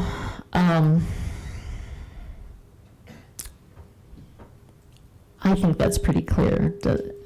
Jeremy, how do you feel like that's clear enough? Okay. Okay. Councilor Rodriguez. Thank you, Mayor Peck. So I'd like to add on a little bit to Councilmember Popkins' phrase of optimal level of arbitrary. I do feel that residency restrictions in concept are a bit performative. Do not believe that a predator would stick to the confines of the immediate neighborhood of their residence. I mean, I grew up in a time when I was, don't take candy from strangers, don't get into cars with strangers. And it was already, I believe, mentioned by the public tonight that at least a number of these persons have vehicles. So they are not confined to their immediate neighborhood. And so that's why, I don't necessarily think that residency restrictions are a problem solver. With that said, to alleviate fear in the community, going forward with the ordinance, I believe is prudent. Who's impacted? For me, the most important ones to consider in this ordinance moving forward are the sexually violent predators, as well as those with felonies involving minors. I do understand the multiple victims and multiple offenses, but I think top priority would be 1 and 4 in the circumstances, as in violent predators and felonies involving minors. Looking at all the maps, I felt that the most problematic maps were when we started to include private parks, oddly enough, just because of how the city has developed and our development code. There's little small pocket parks all over the city. And so that makes it a very difficult needle to thread as far as various 1,000-foot, 750, 500, so on and so forth. So I think for me, the most important parts are schools, daycares specifically, and then we can, I can get along with what we end up with as far as public parks and private parks and city facilities. As far as number of persons in a home, I think there should be if we have this conversation, I think we should realize that there's a big difference between congregate living of unsupervised folks versus folks who live in a very robust, programmed environment with strict, robust supervision. And I think there could be beneficial therapeutic reasons to have congregate living in such circumstance where there is, like I said, robust programming as well as robust supervision. So I think that's something to consider when we talk about congregate living and number of persons. So I'm not ready to throw out congregate living wholesale. Okay. And as you know me, being super loquacious, I will now end my time. So, did you give me a setback? I didn't. Okay, no setbacks. Okay. Schools and daycares. Yeah, but No number. no.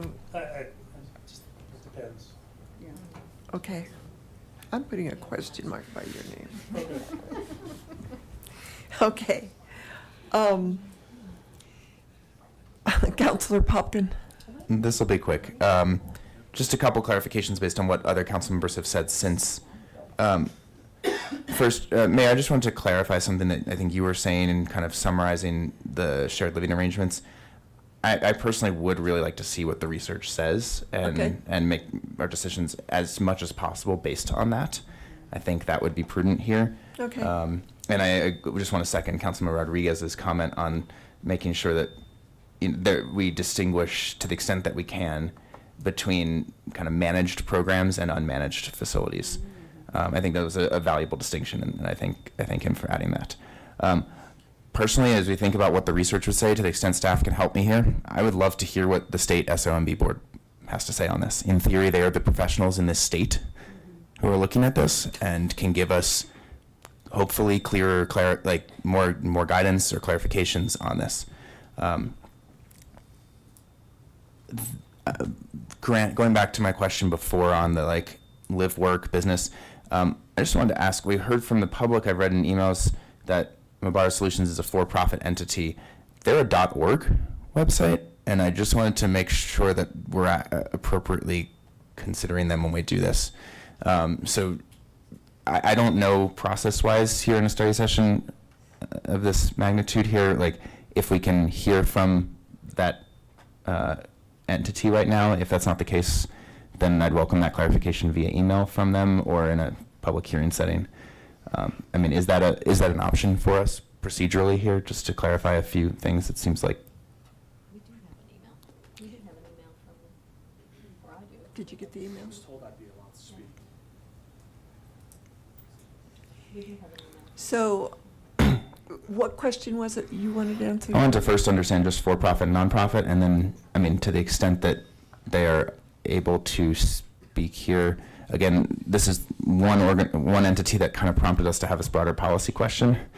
But to the extent that there are any misconceptions or or assumptions that are made that are false or inaccurate, I wouldn't mind getting clarity there before we go off the deep end. So I think it would be a good thing for to clarify that with the residents as well. Michael, yoo-hoo. What we have? Can you let us know where you get your funding? Okay. Yes, so we can. either one of you. Okay. Okay. Good evening, everyone. My name is Ruhollah Mubarez. I'm the founder and CEO of Mubara Solutions. I thank you so much for giving me the opportunity to speak. I was told that I'd be given the opportunity to speak from Grant, and I was I'm a sorry. little perturbed that I was misled. So please forgive me for being antsy and putting my hand up and putting it back down. It's fine. Forgive me. I want to clarify. We are a for-profit, but let's be honest. If I was a nonprofit, we'd still be here. It wouldn't matter. We would still have the same issue, right? And I want to clarify one. Stop. I also want to clarify, we are a certified sober living home, certified by the Behavioral Health Administration's CAR, which stands for Colorado Association for Recovery Residents. And Harold was just on the website. We're listed on there as certified as a level S. As a sober living home, we are ADA protected constitutionally to operate our organization and our program. This comes from the feds. We had this issue once before with another county, and ACLU supported us and backed us up in this issue. We have tried our hardest to communicate with management and with council our intentions. And our intentions is mitigating risk to public safety. I'd love to answer questions. I'm very big on data. I think that one of the ladies earlier that spoke, she said 1 in 3 individuals have been assaulted at a young age. And you all had shared that the 90%, 85 to 90% is committed by a family member or a person in position of trust. The recidivism rate for individuals that have committed a sex offense is the lowest across the board compared to any other crime. The second closest is homicide. Individuals who commit a homicide are least likely to recommit a homicide. Individuals that commit a sex offense are least likely to commit. Now there's a caveat, that is with the completion of treatment. Every single member in our program is under the supervision of parole or probation. They are registering, and we have the individual that is in charge of registrations for the city of Longmont that's here. They are all being supervised, whether they have a parole officer, probation officer, or registration officers coming to ensure that they are following the rules.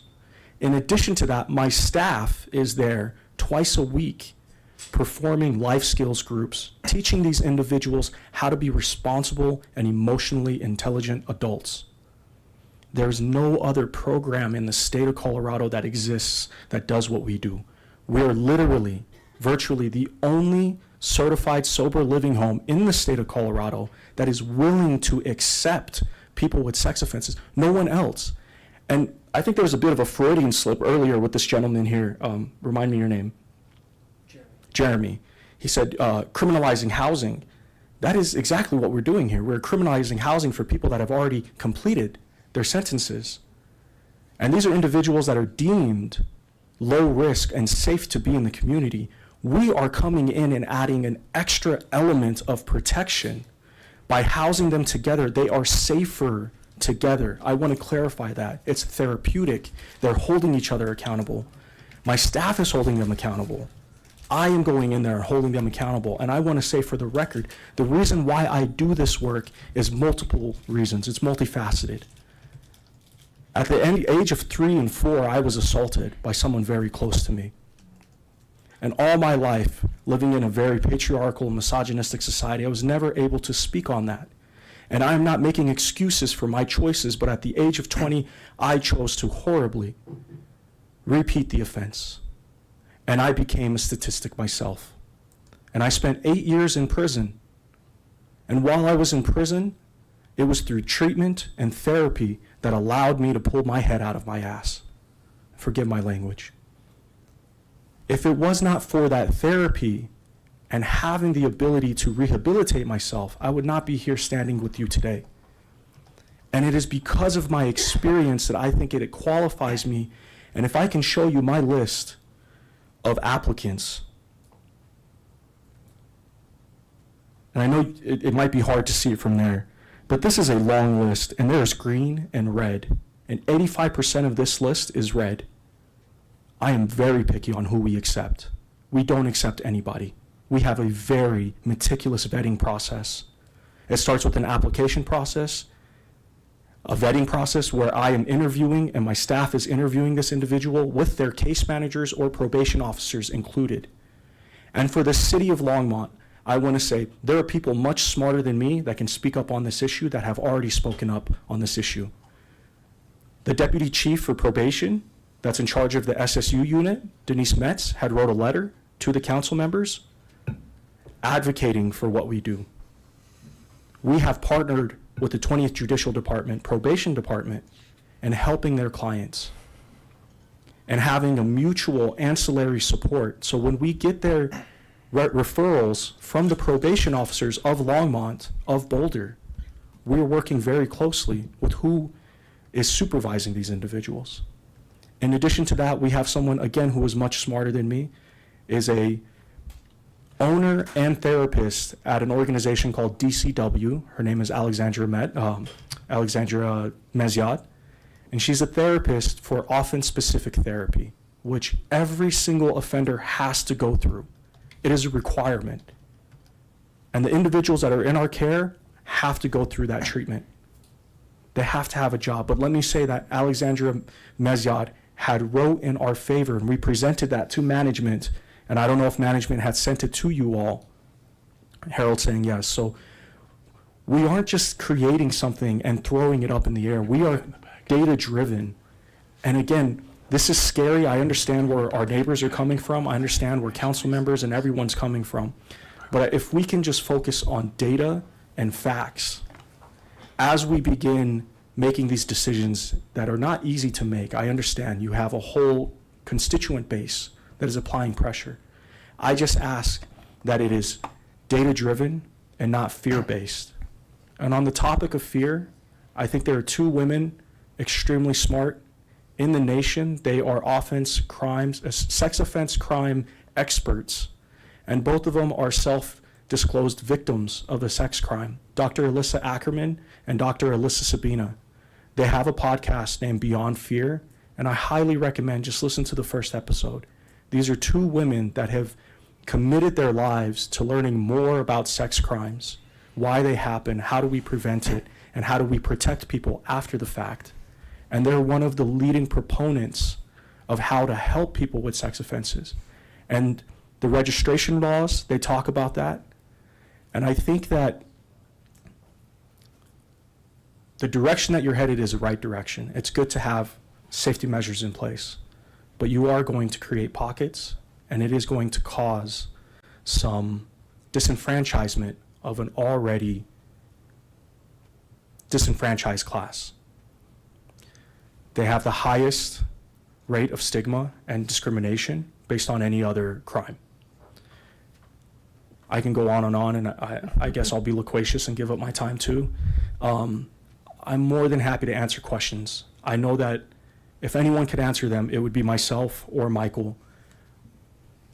We want to open the doors. We have an open house. We have it planned. We want to open the doors to council members, to community members.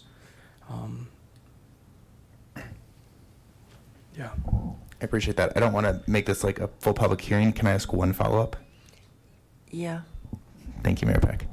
I appreciate that context, and just wanted to clarify on the record that I was not trying to shut down your colleague earlier during the public invited to be heard. I was wrong about one of the procedures that we have during what, and so anyway, that was not the intent at the time. One of the standards in or principles in the CAR standards, CARR standards, is be a good neighbor. And I was just wondering if you could elaborate a little bit more on what being a good neighbor means to Marvara Solutions, yourself personally, as it relates to both before and during active operations. So in our contract, in our handbook, we have a good neighbor policy where every single one of our program participants is agreeing to being a good neighbor. I can read word for word what that is, or I can email you the section, whatever you'd like, just for the sake of time. Why don't you just email it to all of us? Perfect, we'll do that. Okay. But we have a good neighbor policy. Okay. Absolutely. Perfect. Sorry, I'd still love to just know what that means to you, beyond just what's in the contract there of like before and during operations, what being a good neighbor means to the company overall. So when you're saying before and after, what do you mean? Sorry, before you establish operations in just operations of a facility, and then as you are operating the facility. As we're operating the facility, our focus of being a good neighbor is ensuring that we are mitigating risk and lowering risk to the community. We want to make sure that the people in our program are being the best possible individual. We follow Maslow's hierarchy of needs, so we want to promote the healthiest version of themselves. Us as an organization, we are doing open houses. We are engaging conversations with our city members. We have open communication with our parole members, probation members, and local nonprofits. The people who work with this population know who we are, and we communicate very well with these folks. I hope that answers your question. Mostly does. Thank you. Okay. Okay, thank you so much. So, we're still on the residency. Do you have, Jeremy, and you don't have direction? Okay, let me go through.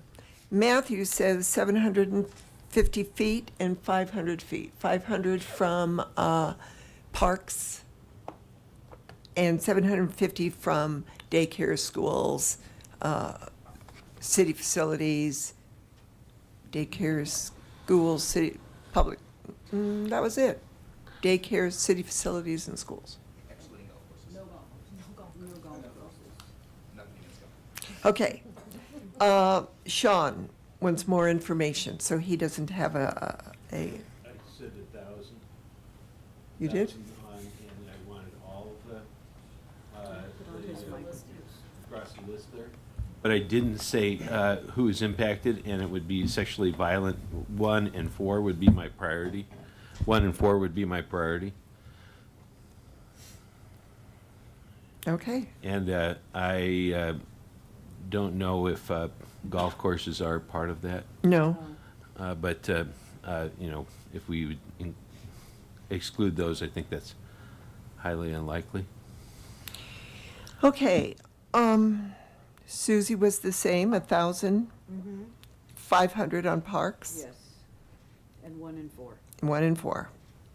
Aaron is a question mark. But he wants, he doesn't have any idea about how far, but it is the same as SVP and kids, 1 and 4. And Diane was 1,000 feet and 1 and 4. No, all of them. Any registered. Any registered sex offender. So I am the same with, I'll go with, it's just perfunctory because it's not gonna, I'll say 1,000, but 1 and 4. Does that make sense to you now? Well, I think the challenge is we need council to give us clear direction with 4 members in terms of where we move from here. Okay, So if we could take who's impacted, I've heard 1 in 4 yes. from a couple of folks.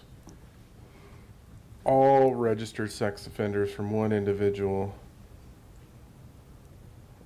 And so I just need clear direction from council on Okay. All of those who want to have, who's impacted be 1 and 4, raise your hand.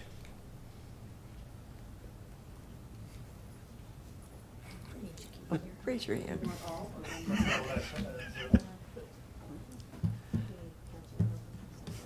Matthew? All 4? I was all 4 on up there. Okay. But I will at least include the 2. Like it's inclusive of those 2 at a minimum. Mine includes those two. Right, you're all 4? Or no, you're even more. Yeah, those are It's the just a priority. demarcated. Yes. And 2 were added, and we're just going to change my opinion. Then let's do all 4. Let's do all registered.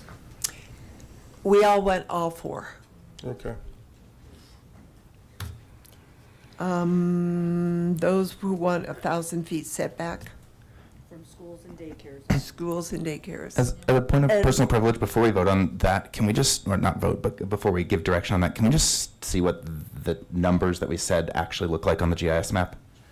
There was 1,000 feet from schools and daycares and 500 from public and private parks, is that correct? Mhm. Would that be acceptable, just for clarity's sake? I know that the golf courses are still included, right? Because they're right next to me. But I guess if you actually. I don't think golf Mayor Pro courses are Tem, included. Mayor Pro Tem Hidalgo Faring. Thank you, Mayor. So I move that we extend the meeting past 11 o'clock because we're getting close to 11 o'clock. Second. Thank you. Of course you would second it. You've got a lot of questions. I don't have any more. I'm so sorry, I have questions on a complicated topic. All those in favor of extending the, raise your hand. I do Aye. not want to carry this over. Nay. You guys got to speak up. I can't Okay, I- read your minds. Aye. I. Okay. We got 4, Oh, at do we least. have it on the machine? Oh, it's on the Oh, machine. we're all on the map, We're all sorry. on the map, sorry. We're looking at our maps. Mayor, council, I think on the golf course question, I don't think golf courses are included because when you look at the maps changing, the golf courses never actually get covered. Oh, okay. So I do not think that golf courses are included as we're seeing the map move. That's true. But when you look at it. That's fine, if they're not included, great. So, There's 1,000. so this is the 1,000 feet for schools and, oh, no. City parks, yes. Daycares. Oh, no, sorry. Daycares. Yeah.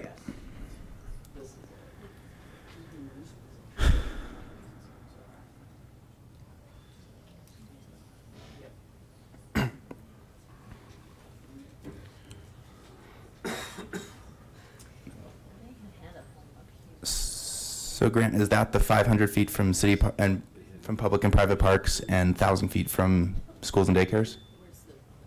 And city facilities. And city facilities? Yes. Okay, well, I'll make one comment here and then I will stop being loquacious. That comment is, this creates exactly what I'm afraid of, which is just a few pockets across the city. I think the 1,000 feet is is not productive, if not counterproductive here.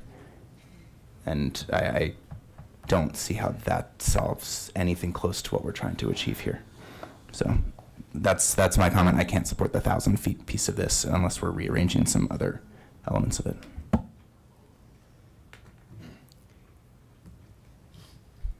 So once again, those who want 1,000 feet, raise your hand. And this is for schools and daycares, correct? Yes. Just schools and daycare. Schools, daycares, city facilities. City's facilities. Okay. Schools and daycares.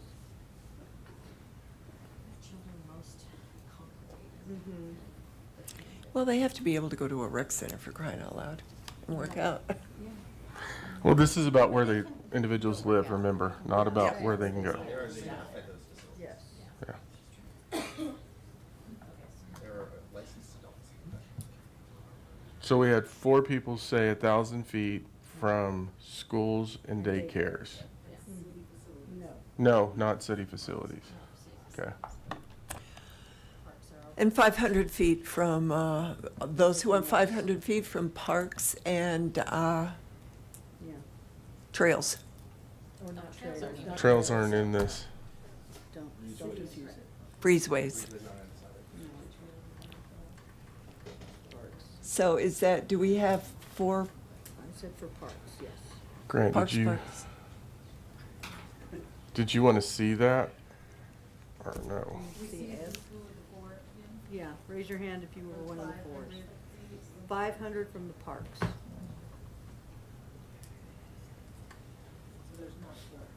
No.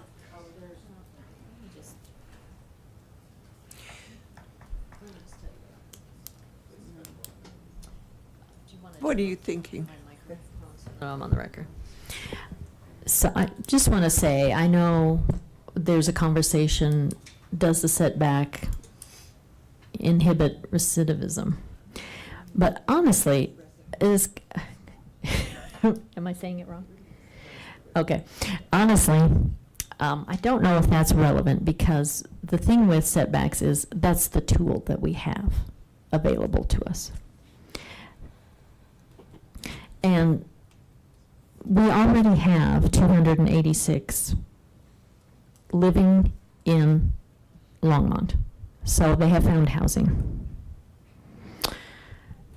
They are not going to be impacted by this ordinance. So we're not moving them out of the city, okay? So we're just saying, well, how much more space do we have?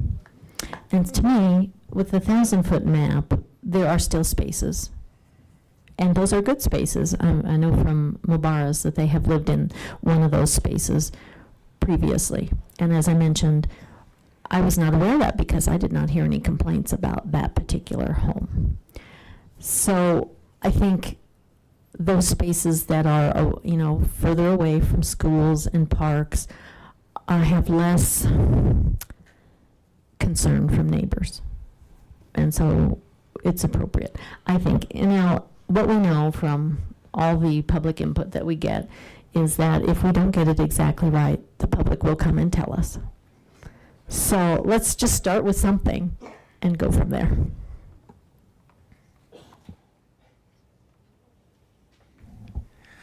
I mean, I appreciate your comments, Councilmember Chris. When we're talking about the optimal level of arbitrary, we're not going to get it right. There is no right answer here, and we just need to acknowledge that. Just because it's a tool we have doesn't mean it's a tool we should use, or we should use to the fullest extent. You don't buff out a dent in a car with an axe. You just don't. It's a tool you have. That doesn't mean it's what you do. I look at this and I see, we've heard from neighbors commendably who have stayed this long tonight, and I appreciate you all sticking around for this thoughtful discussion, what I hope you see as a thoughtful discussion. We've heard from neighbors from basically one neighborhood in the city. We have not heard from any constituents in any of the areas we're talking about being affected here. Okay, sorry. We've heard from a vast minority, and it certainly was not advertised as being a topic of conversation. Thank you. From anyone living anywhere else. Again, we're not. This might be a tool we use, and as you heard before, I'm not opposed to using it to some degree, but we're creating unintended consequences potentially here of how we lay out the city. And so I might be outnumbered here, but I just want to acknowledge that just because it's a tool we have does not mean we should use it to an extent that was also arbitrarily decided by some peer cities. We're designed differently, we're laid out differently, we're designed more densely in some ways and more compactly, and that's actually an asset in a lot of cases that might complicate this. And we don't have perfect information here, but I would very much urge my colleagues to be careful about the implications of all of the exact distances. I do think we need some restrictions.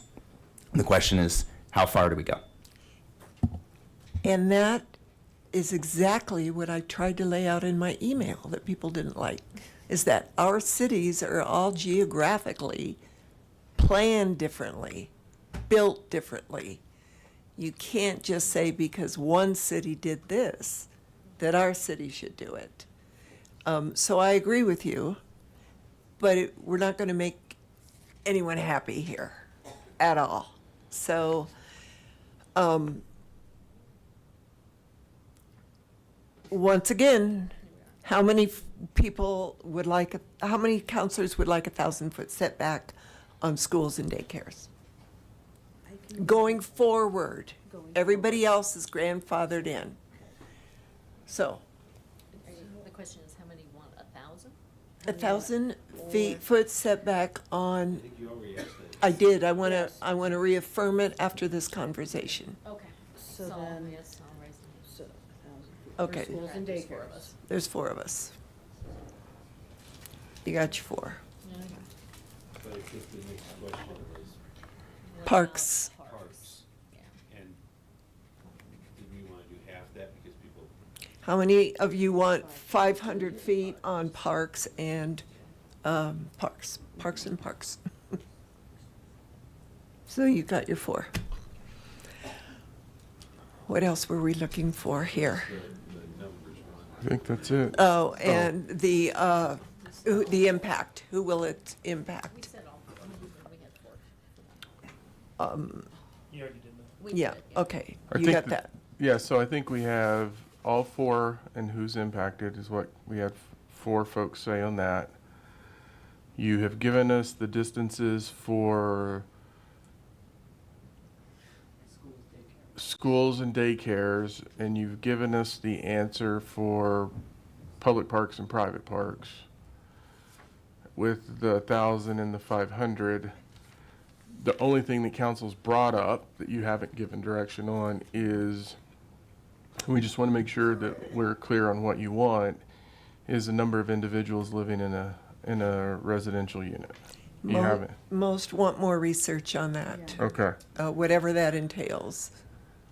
So there's 2 ways we can approach this. We can draft the ordinance based on what you have given us for who is impacted, what's included, and the distance, and bring that forward as a first reading. Yes. And then we can bring additional information on the number living in a residential unit as part of an agenda item, but not included in the ordinance. Is that what council wants us to do?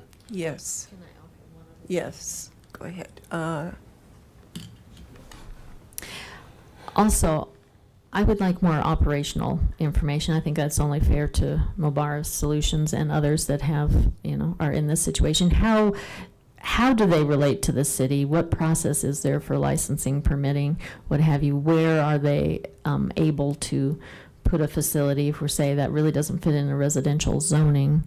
Does it fit more in a commercial area? Does it fit more in a multi-use area?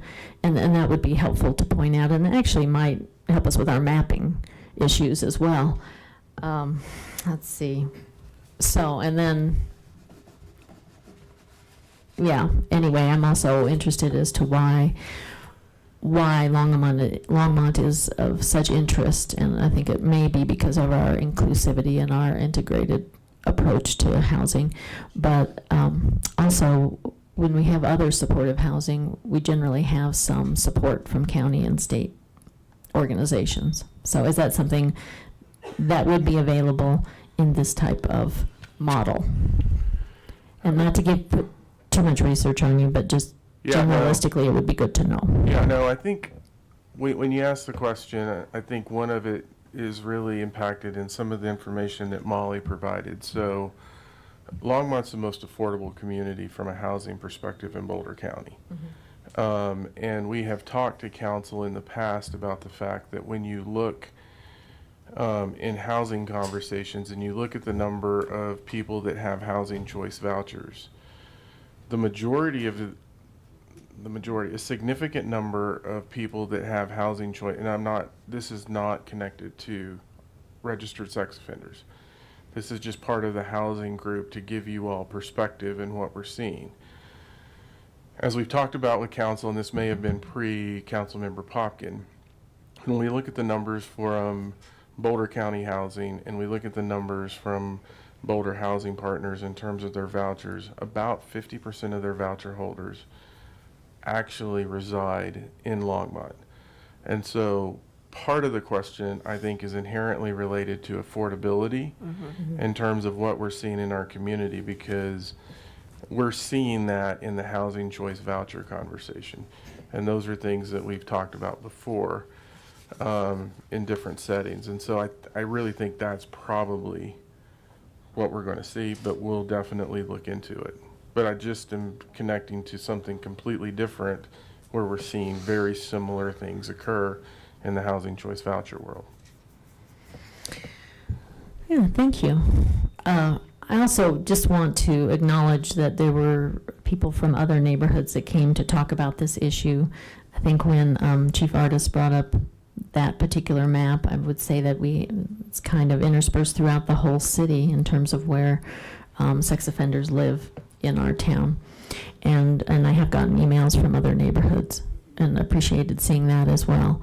So I just think when people have an HOA and they live in a residential neighborhood, they expect to not have a business down the street, and there needs to be a little bit more community engagement and understanding of what would be happening in that if we were to allow it. So just, which I think might be a variance of some kind, because our zoning, prohibits that.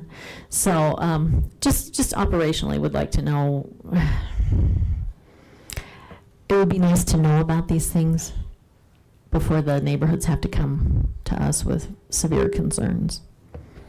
So what I'm hearing council wanting us to look at in that is there a way to build a process to where there is some mechanism that triggers engagement, because the system is not currently built for that, but creates something within the code that creates some process where we're aware of it prior to something occurring. Is that what you're saying? Yes, and one of the things with the maps that we're talking about is it kind of forces that conversation to some degree, because there's only certain areas where you can locate. And so it's clunky. I agree with Councilor Popkin.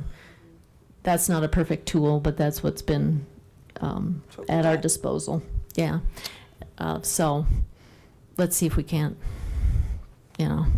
make a bit better path. That's something that we excel at in our city. So.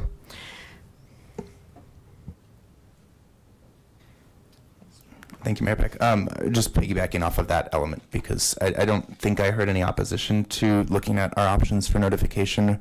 At a minimum, I think, hopefully being a good neighbor, if you're operating a facility or if you are working on treatment programs, would be engagement and education that goes with that, and it would be proactive. So I don't know what we can require on that front, but I would like to look at what our options are from a notification standpoint, and if any of the other jurisdictions have included something like that. I'm disappointed that people had to find this out through their own research. Is that something council wants us to look at putting in?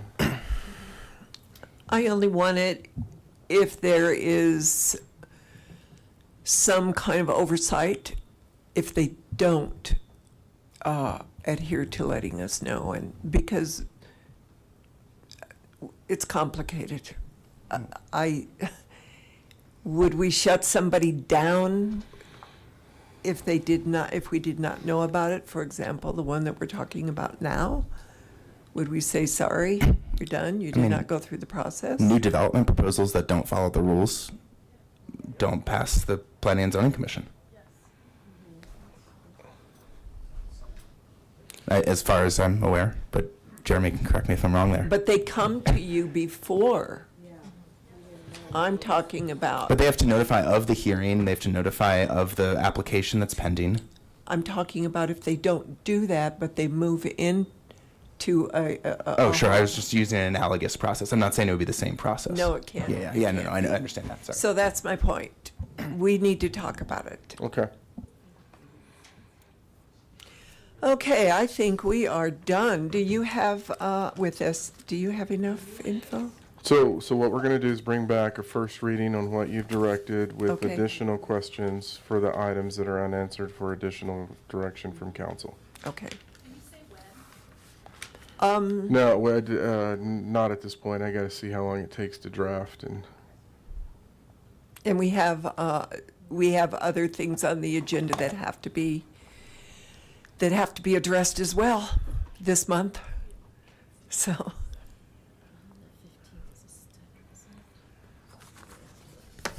Okay, we are now on our legislative bills with Assistant City Manager Sandy Cedar. Thank Hello. everybody for all of your input and comments.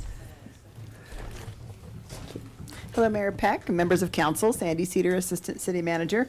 I'll go super quick. We've got 3 bills. The first one is the one that you asked for us to bring back, House Bill 1240. And essentially, they have gutted this bill. They've Yeah. taken out most of the provisions in this bill. So at this point, even though we would suggest that you still support the bill for what's left in it, all of the concerns that Councilmember Chris brought up about all landlords being subject to this bill have been ripped out of it, as well as the $20 limit on the late fees.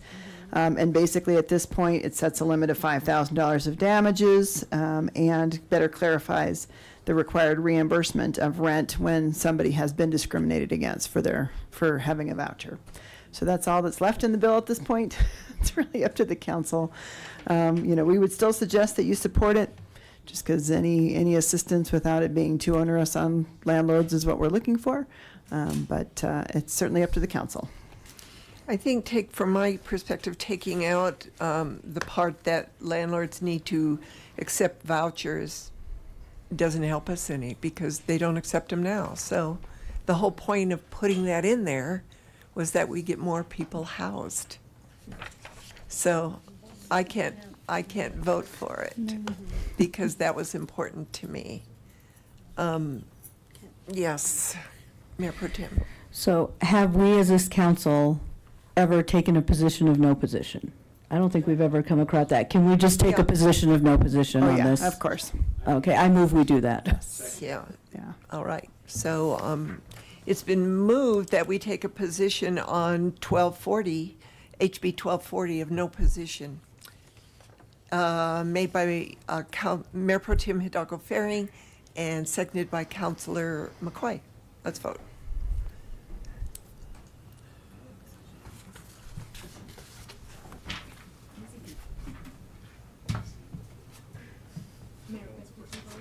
It isn't recording again. Oh, gosh. I am a yay. So that carries unanimously. Thanks, Mayor. I'm sorry, that carries 6-0 with Councilor Yarbrough absent. And I just want to thank Molly O'Donnell for all of her help with Yes, reading thank these bills you. and helping me get through this session for sure. Your next bill is House Bill 25-1295 concerning the operation of food trucks and establishing a reciprocal licensing and permitting system. So currently, we license mobile food trucks through our planning and development services. And we consider this to be a land use decision for where these food trucks can be. They in Longmont, they can't be too close to a restaurant, for example, and those kinds of things. Right. This bill would basically say that the state also gets to help with that permitting, except that their restrictions are that you have to be only 50 feet from a restaurant. They're actually, in my mind, making those land use decisions on behalf of the council, which again is not where we want to go. So the city council, so the staff recommends that the city council oppose this bill. Yeah. Okay. I move that we oppose 1295. Second. So that was seconded by Councilor Chris. Let's vote. And I'll vote yes to oppose.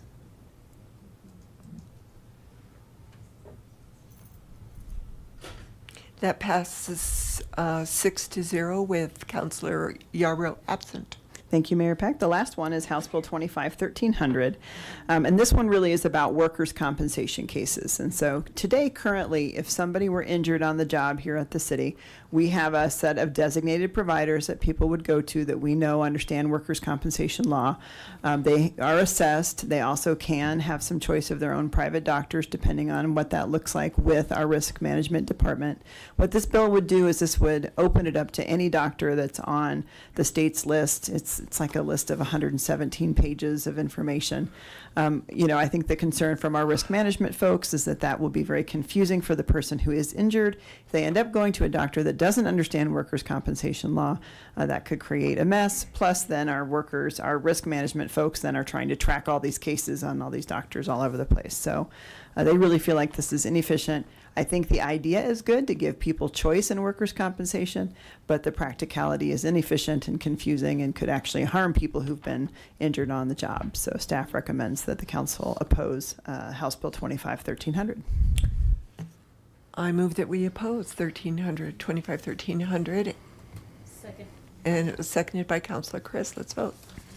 And I'm voting yes to oppose. Who's writing these bills? I guess my gut instinct is that this is a year with no money for the state, and so Yeah. I think other things take. That passes 6-0 with Councilor Yarbrough absent. Thank you. Thank you Mayor very and Council. much. We are now at council comments. Do you have any comments? I have to be at a student conference on Tuesday, the 22nd of April, and I just want to let you know I would not be here.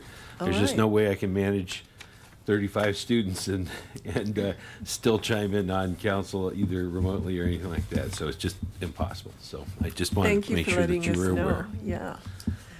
Mayor Pro Tem. Thank you. Since Councilmember Yarborough is out, because I figured she would announce this Sunday, April 6th, at the Boulder County Fairgrounds is the second annual Youth Life Skills Fair from 11 a.m. to 4 p.m. It's a lot longer than last year. Different booths for kids to ages 11 through 17 to get out there and just change a tire. I'm going to have a booth on hemming and sewing buttons. So that's just different, and then different organizations will be out there to offer resources to parents as well as our youth. So come join. And our city manager will show boys how to put on a tie. Okay. And young ladies. And young ladies. And young ladies. Oh, fantastic. City manager remarks? No comments, Mayor and Council. City attorney? No comments, Mayor. I move we adjourn. Second. Been moved that we adjourn by Councilor McCoy, seconded by Mayor Pro Tem Hidalgo Faring. All those in favor say aye. We are adjourned. I'm not going to even ask that. Thank you for this discussion. It was heavy. And a lot of it was good. We learned a lot of what we can't do and what doesn't matter if we do it or not. Yeah.